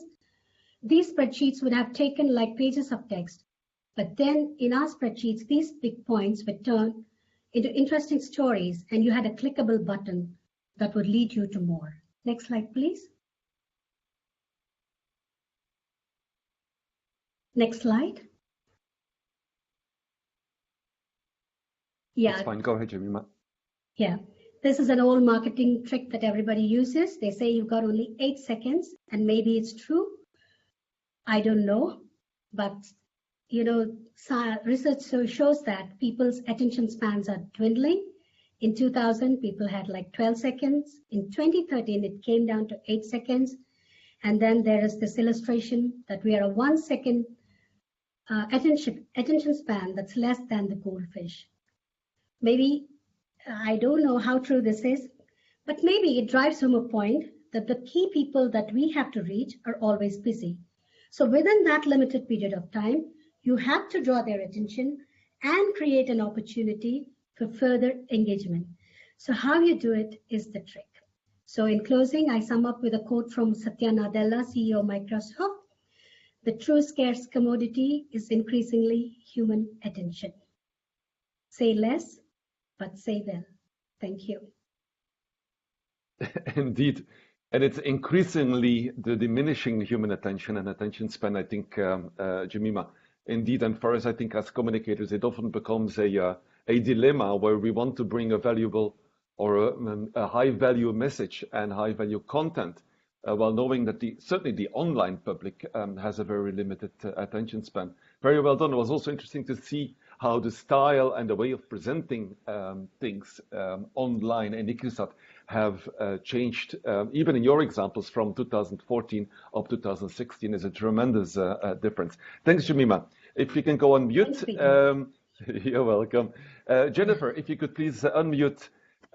Last but not least, we're switching back again to the other side of the Atlantic. Jennifer Johnson is the communications officer for the CGI research program on maize, in short, maize, at the International Maize and Wheat Improvement Center, CIMMYT, in Mexico, where she works to develop innovative web content and annual reports to highlight the work being done by maize and CIMMYT staff around the world. Jennifer, the floor is yours. And Jemima, can you please mute, please? Thank you. Hi, good morning to everyone else here in the Western Hemisphere, and good afternoon and good evening to everyone else. Thank you so much for tuning in, and a huge thanks to all of our earlier presenters who've done a great job explaining the theoretical and the why and the how of annual reports. My presentation is going to focus mostly on how Summit and Maze, how we've worked to use several free online tools to enhance our annual reports and make them more interactive, visual, and dynamic for our readers. Next slide, please. Thank you. So I've been based at Summit for almost 4 years, and in that time I've been involved in the development and deployment of several reports for both Maze and Summit. And what we found over time is that while our PDFs and our print versions have always been a great tool to get our message and our research out to a broader audience, it was missing one crucial thing. We weren't able to see who was reading what stories were most popular, what people were actually interested in. Next slide, please. And because of that, one of my colleagues began looking for alternatives, and we found Adobe Spark, which is a really neat tool and is incredibly useful for a number of reasons. Number one, it's absolutely free, which is great. It has an online interactive format that we have really found to be quite intuitive and easy to use. It's available on your desktop computer, on iPads, and they've recently launched several mobile apps. And number one for us, it allows you to track individual page views. And so you can create several different types of content using this tool. If you see these little icons, you can create a post, which would be similar to a social media postcard, a page, which is what we have used to develop our annual reports in the past. And also they have a really neat feature that we haven't fully taken advantage of yet, which is you can create videos. It allows you to type in your own text, use preset music, and use preset icons that they offer absolutely free. So I encourage all of you to get into Adobe Spark and start checking things out. And next slide, please. Okay, so for my presentation, I don't have much time, but I'd like to give you a very brief how-to guide as to how to use this tool in case you're interested in checking it out for your organization. It's great for annual reports, but it's also great for a lot of different types of content. So every organization is different, and I would just get in there and check it out. But so for our annual reports, we've traditionally used the post function. I've included some screenshots. So really, once you've signed up for an account and gotten inside the application, it's quite simple. It'll instruct you to add a cover photo, add your title, and from there, you have a lot of different options. Either go into adding more photos, text, links, videos, either made on their site or from YouTube or other streaming platforms. You can integrate them right into the Spark, which is very useful. Photo grids and something called a glide show, which is sort of the integration of photos and text together. And here on the right, this is just few of the many themes that Spark offers you. So you go through and you select a preset theme, which will allow you to change the color, the size, the font that you're using. So I would just go in there and check that out. Next slide, please. Okay, so once you're already in the development of your Spark, here we have obviously a photo of Maze, which we work a lot with at Maze and Summit. You have more options. So with text, you have some variation in terms of size and font, heading sizes. They have a neat, if you see the little quotation marks, that allows you to create a big pop-out quote that just really pops on your page. You can work with bullet points, alignment, and a lot of different things. Next slide. And again, here we have how to add a button, which is basically a large box for your link that really makes it pop. And a lot of people I've been seeing in the chat, people having questions about whether or not, so since Adobe Spark is off your main website, how to integrate all of that, how to keep people on the right page. So we have frequent buttons linking back to the Summit website or back to the main Summit or Maze annual report. And we found that that helps to keep readers continuing viewing our stories. Next slide, please. Okay, and so here, this has been one of the biggest bonuses for us. It's a little bit small, but you can see on the screen that Adobe Spark provides free analytics for your pages. And so this allows us to see exactly which of our stories are being viewed the most by the most people, which helps us plan content for future communications products and annual reports. So for example, if you see this little eyeball icon, the big red arrow, the main page of our report received around 4,600 views. But so in addition to the main page, we also create an individual page for each of our stories, and then we integrate all of those stories into the main page using buttons and links. So that allows us to look at the story, in your report on a whole, as well as the individual groups. And if you look at this third story, Maize for Drier, Hotter Climates, you can see in this one individual story, we got over 2,200 views, which shows that obviously heat and drought tolerant maize is something that our readers are interested in, so something we should maybe look more for in the future. Next slide, please.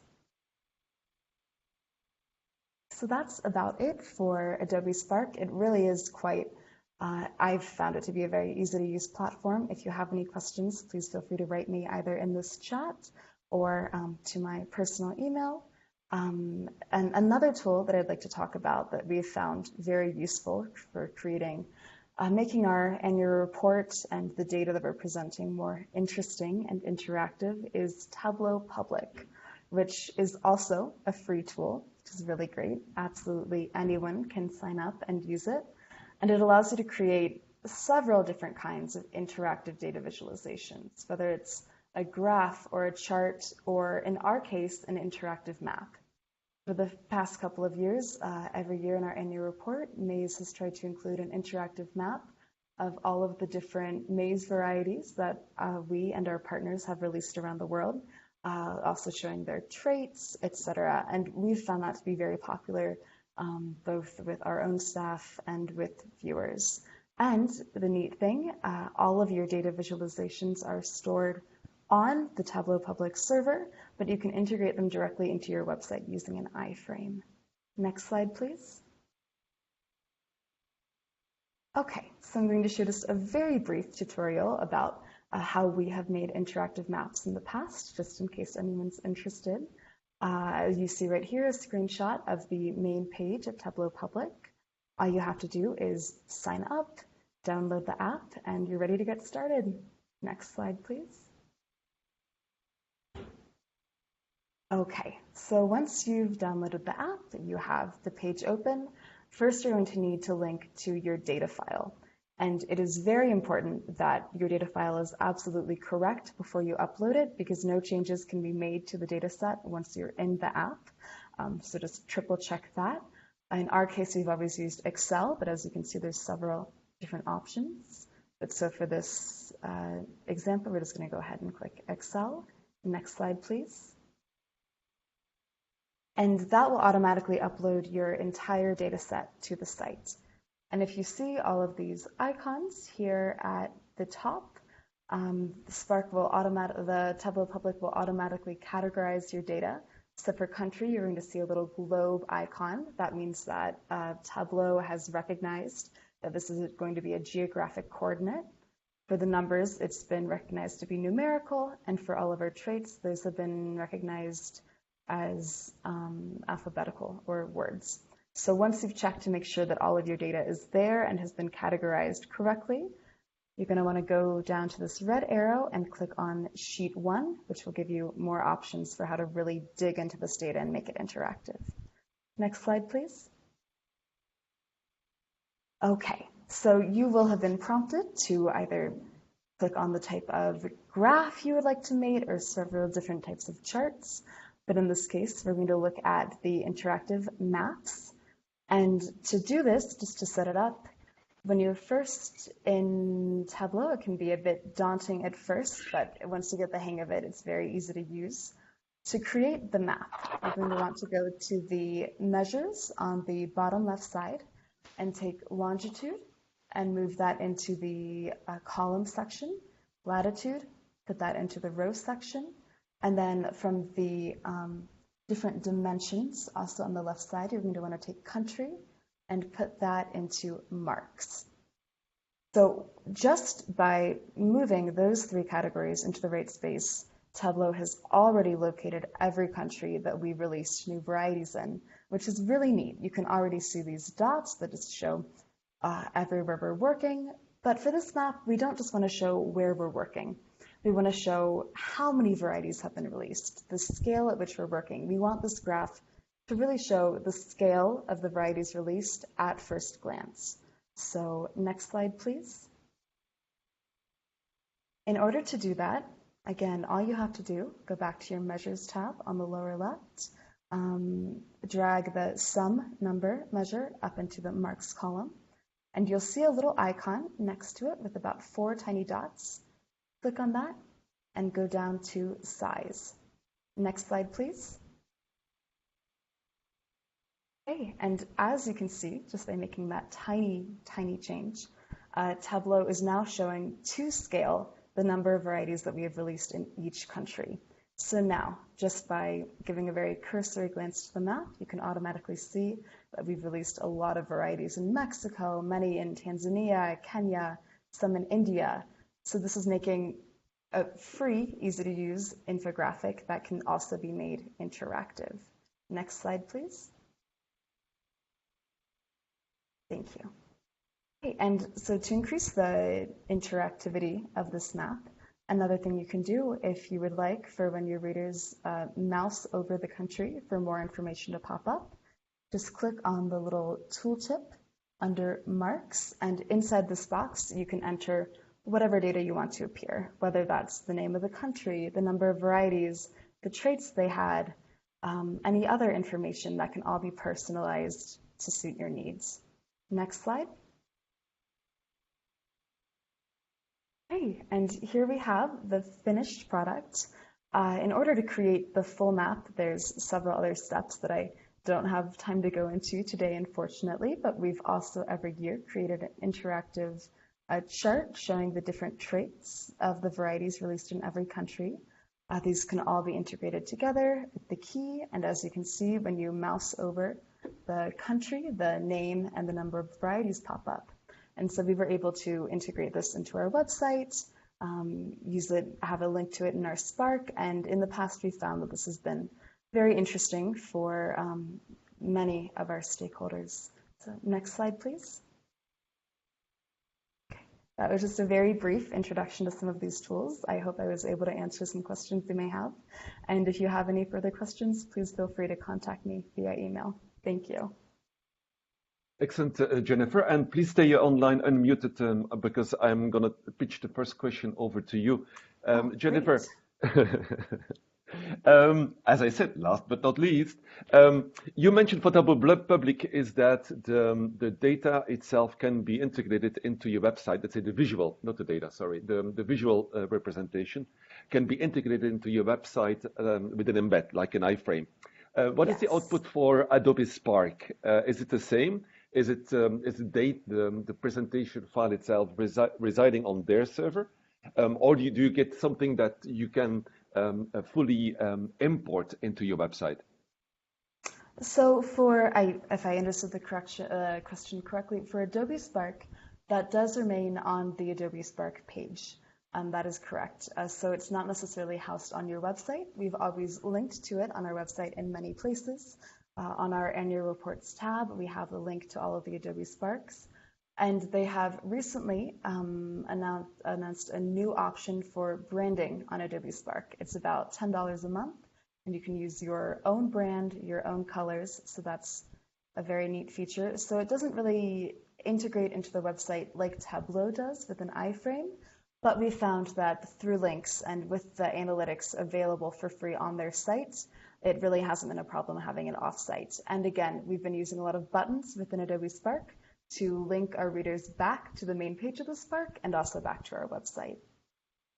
Okay, interesting. I think I just have an idea for another future communications webinar. Is the free tools I could not do without. Excellent. Thanks, Jennifer. To be honest with you, for me, both of these were new tools, so I never heard of them before. So thanks for introducing me. Thanks, Jennifer. Jemima, you can unmute now. I have a question for you. Jemima, the question is, and this came up several times in the chat channel, is who has the final say about annual reports, or even a say within the production or the editing process of an annual report?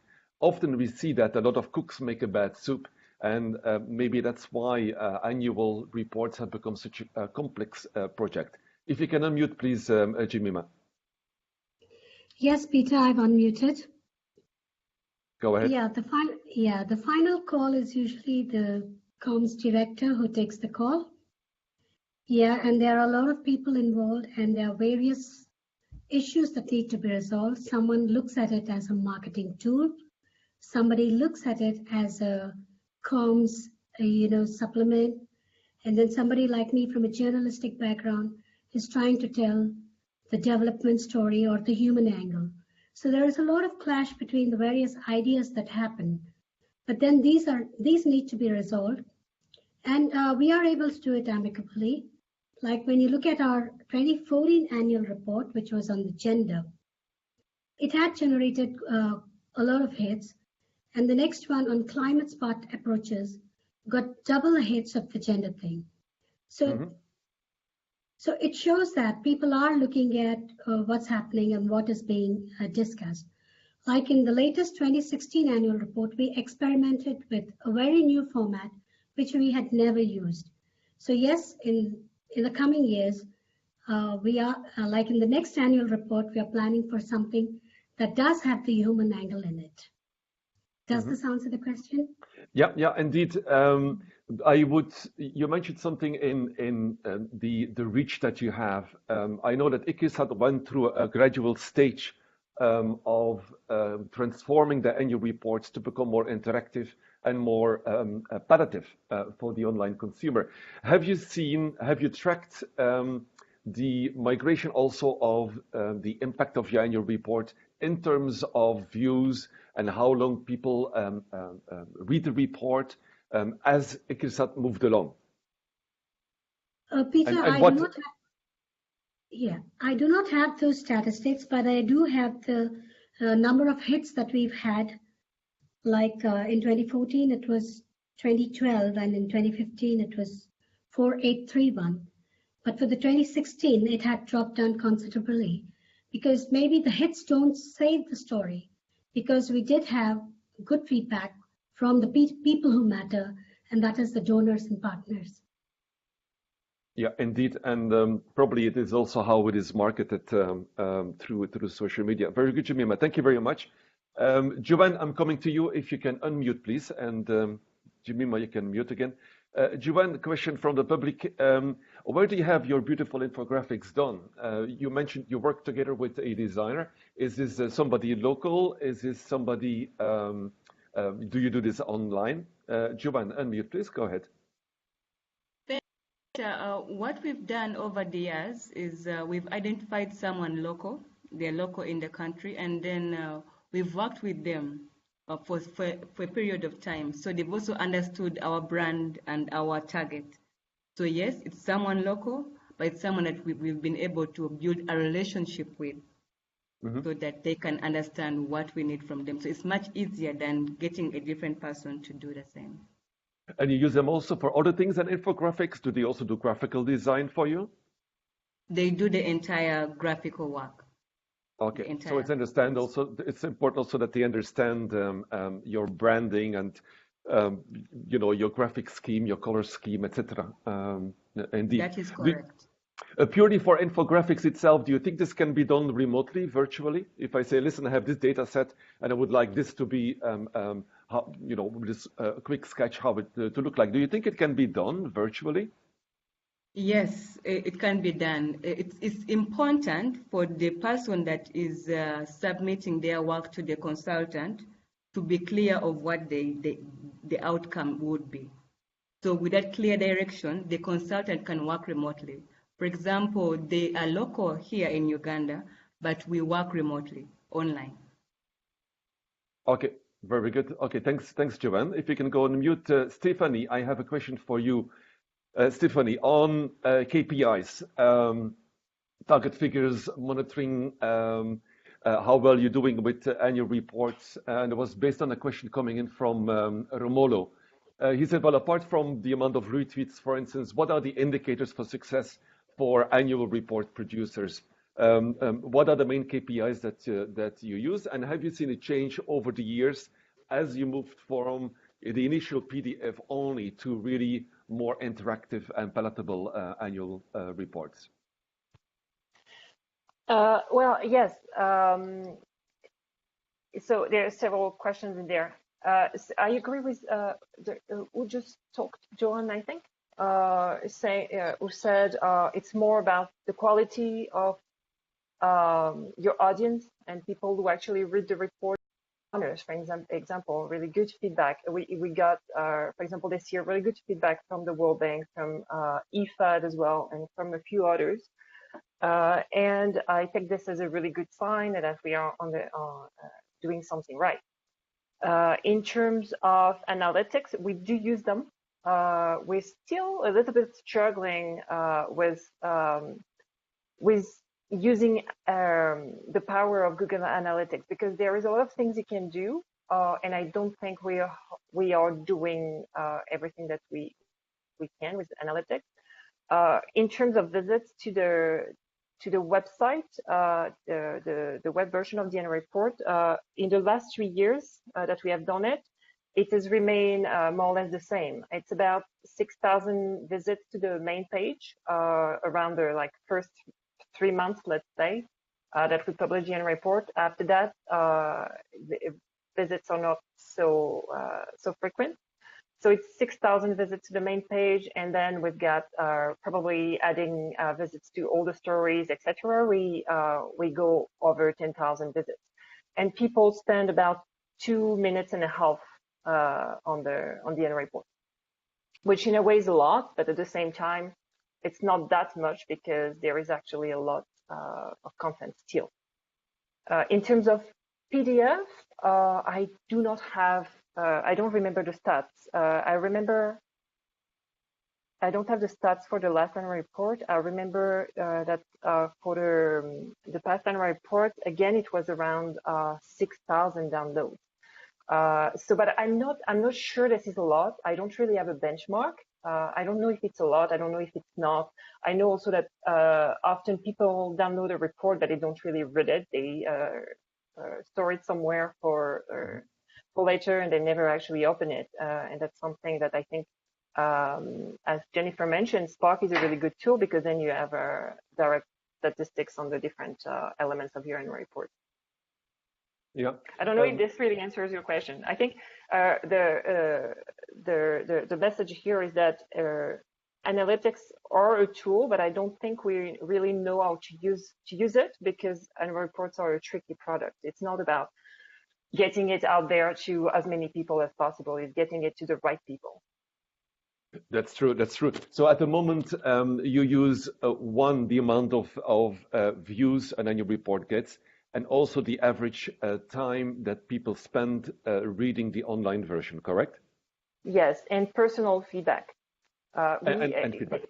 In personal feedback, yeah, this year, and also partners and donors who actually promote our annual report themselves. It's a good sign as well.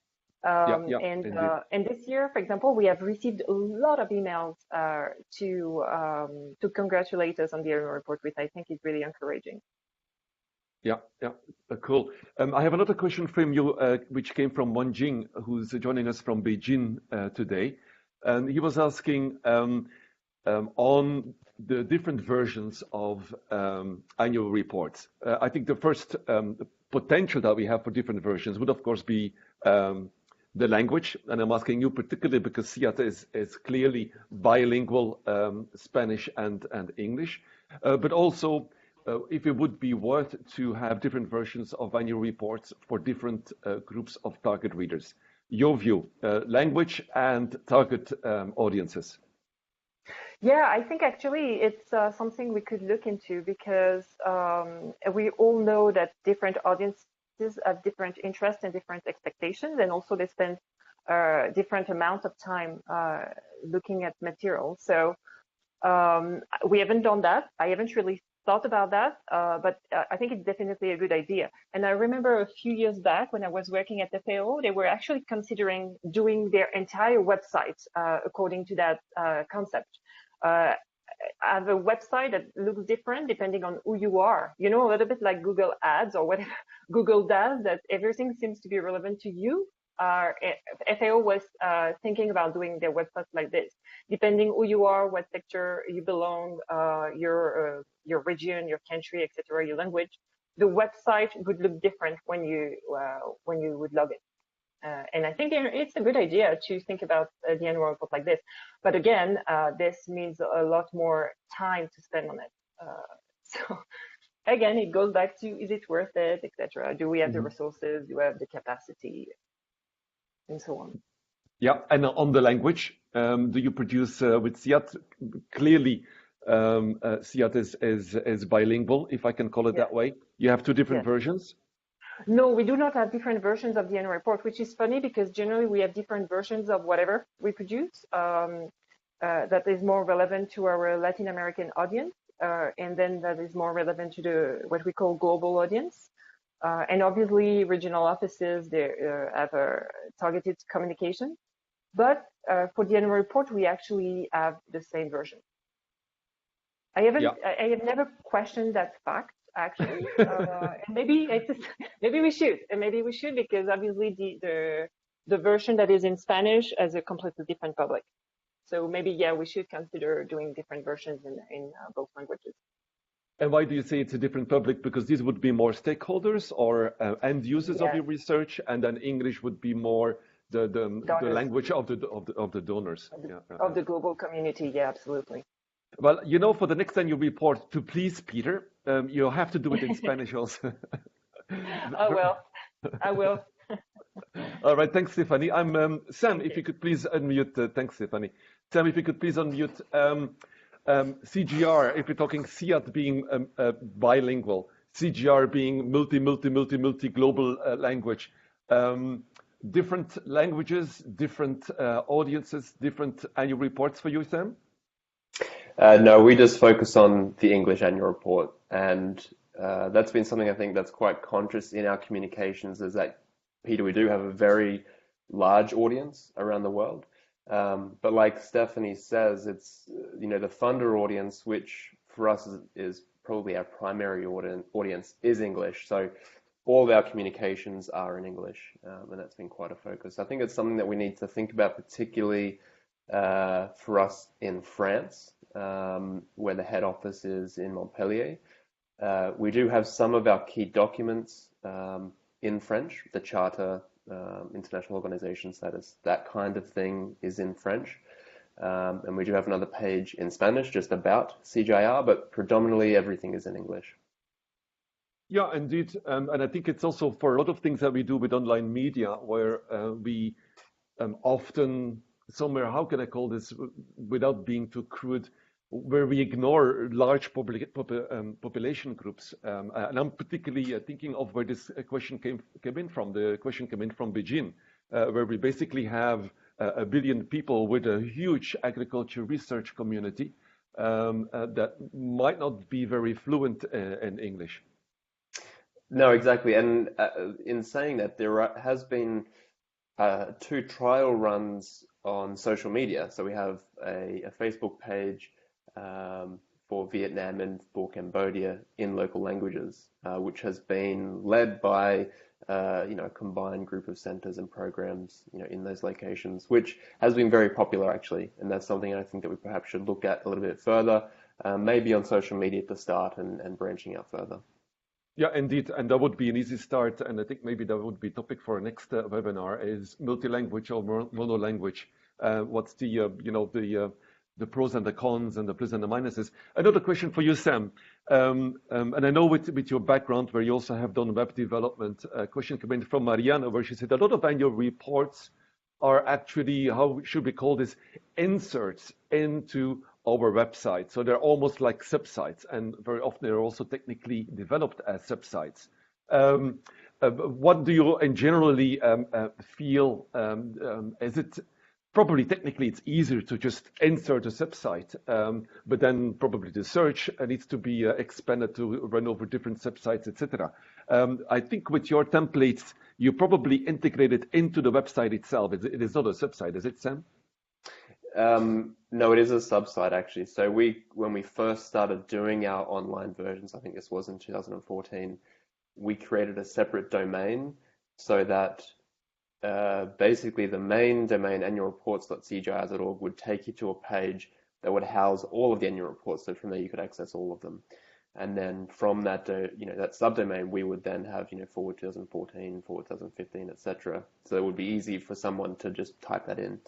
It's interesting, the search, component to that in Google indexing, yes, it would affect that a little bit. But also getting to the website and having that also, linked from the website, and we do create another page on the website that links out to that, I think kind of helps that process as well. I have done annual report websites that integrate within, like I say, a multi-site installation of WordPress, for example, and then they are, / annual report 2016. But I've also done them as single sites, and both, have complications. I think, the multi-site can tend to slow down a site's delivery because you've got so many different plugins and maybe you're doing something quite different theme-wise and whatever the next year, which is part of the reason why I think that X theme, as a clever theme, it uses the same plugins and the same core for all the subsites, but then allows you a lot of flexibility and customization once you start editing and those kinds of things. Indeed. Certainly something to consider. Yeah. Yeah.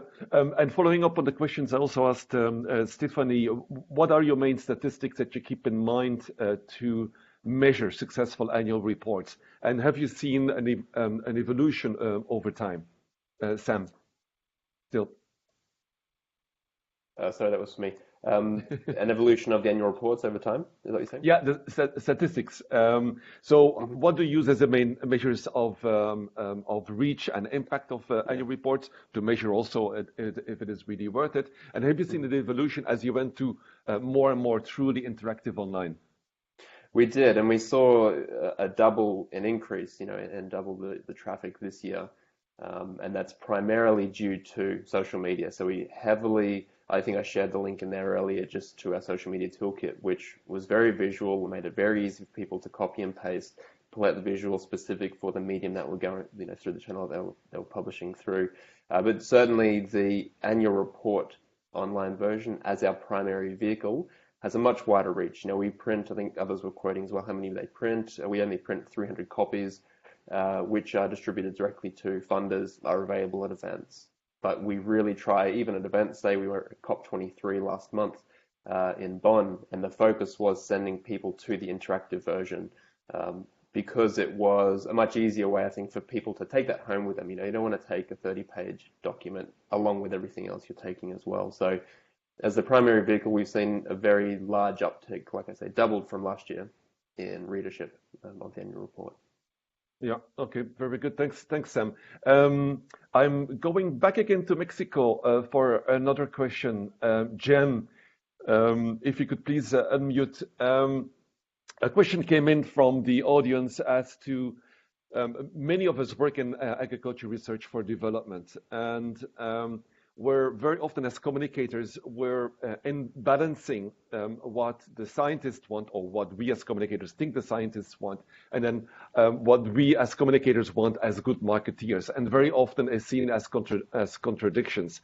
So the question came actually from a scientist, is how easy was it to migrate from pure printed copies over the years to really attractive and interactive and online, as the two examples that you showed, Jennifer. Over to you.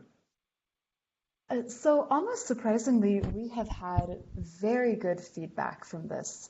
Scientists were excited. They thought it looked much better. It was more streamlined, which was interesting for us because we recently changed from a PDF newsletter to a MailChimp online newsletter, and there was a lot of pushback on that from scientists.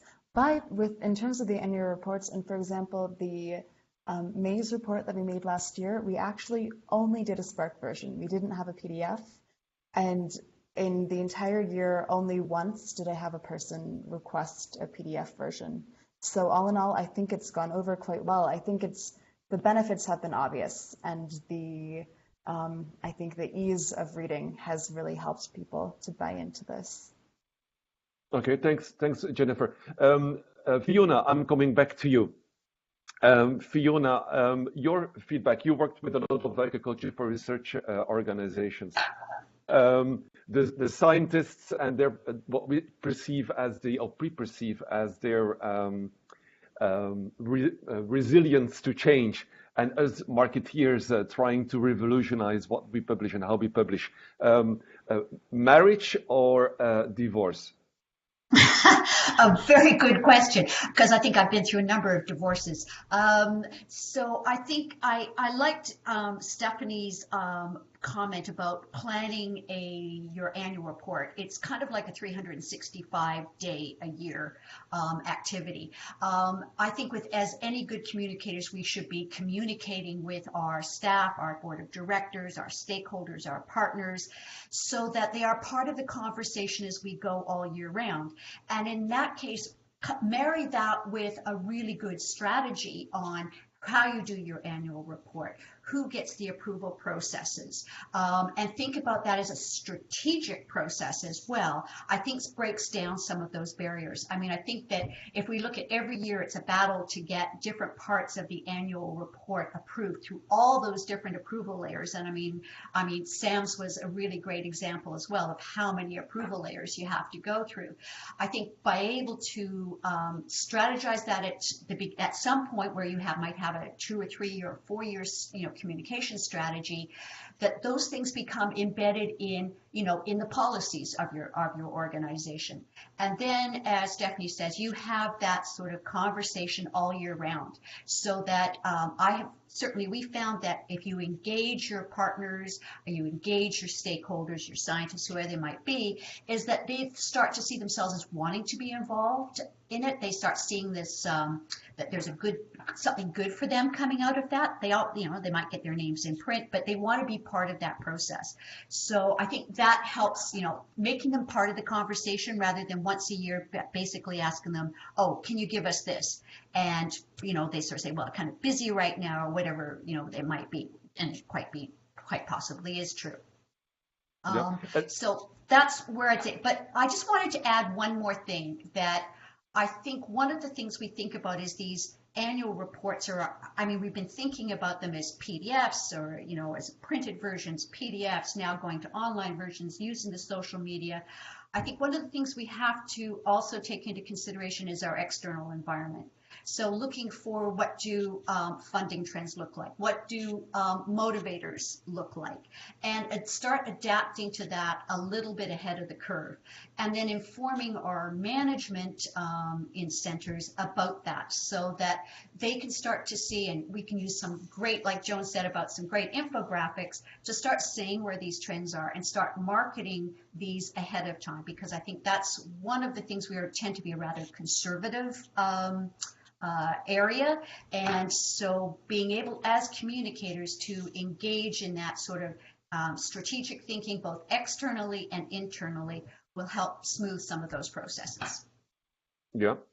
And related to that is I think Bookie picked up on I think it was you who mentioned where there is a change on what data that we collect, where you said there was a clear move towards storytelling models, specifically on impact stories. And he says, and Boogie is as a scientist, he says, well, it might be good to prepare a report mix with storytelling model, but does this only work for a social report? It might not really look scientific. And how is that appreciated by the scientists and the how should I call this, conservatives amongst us?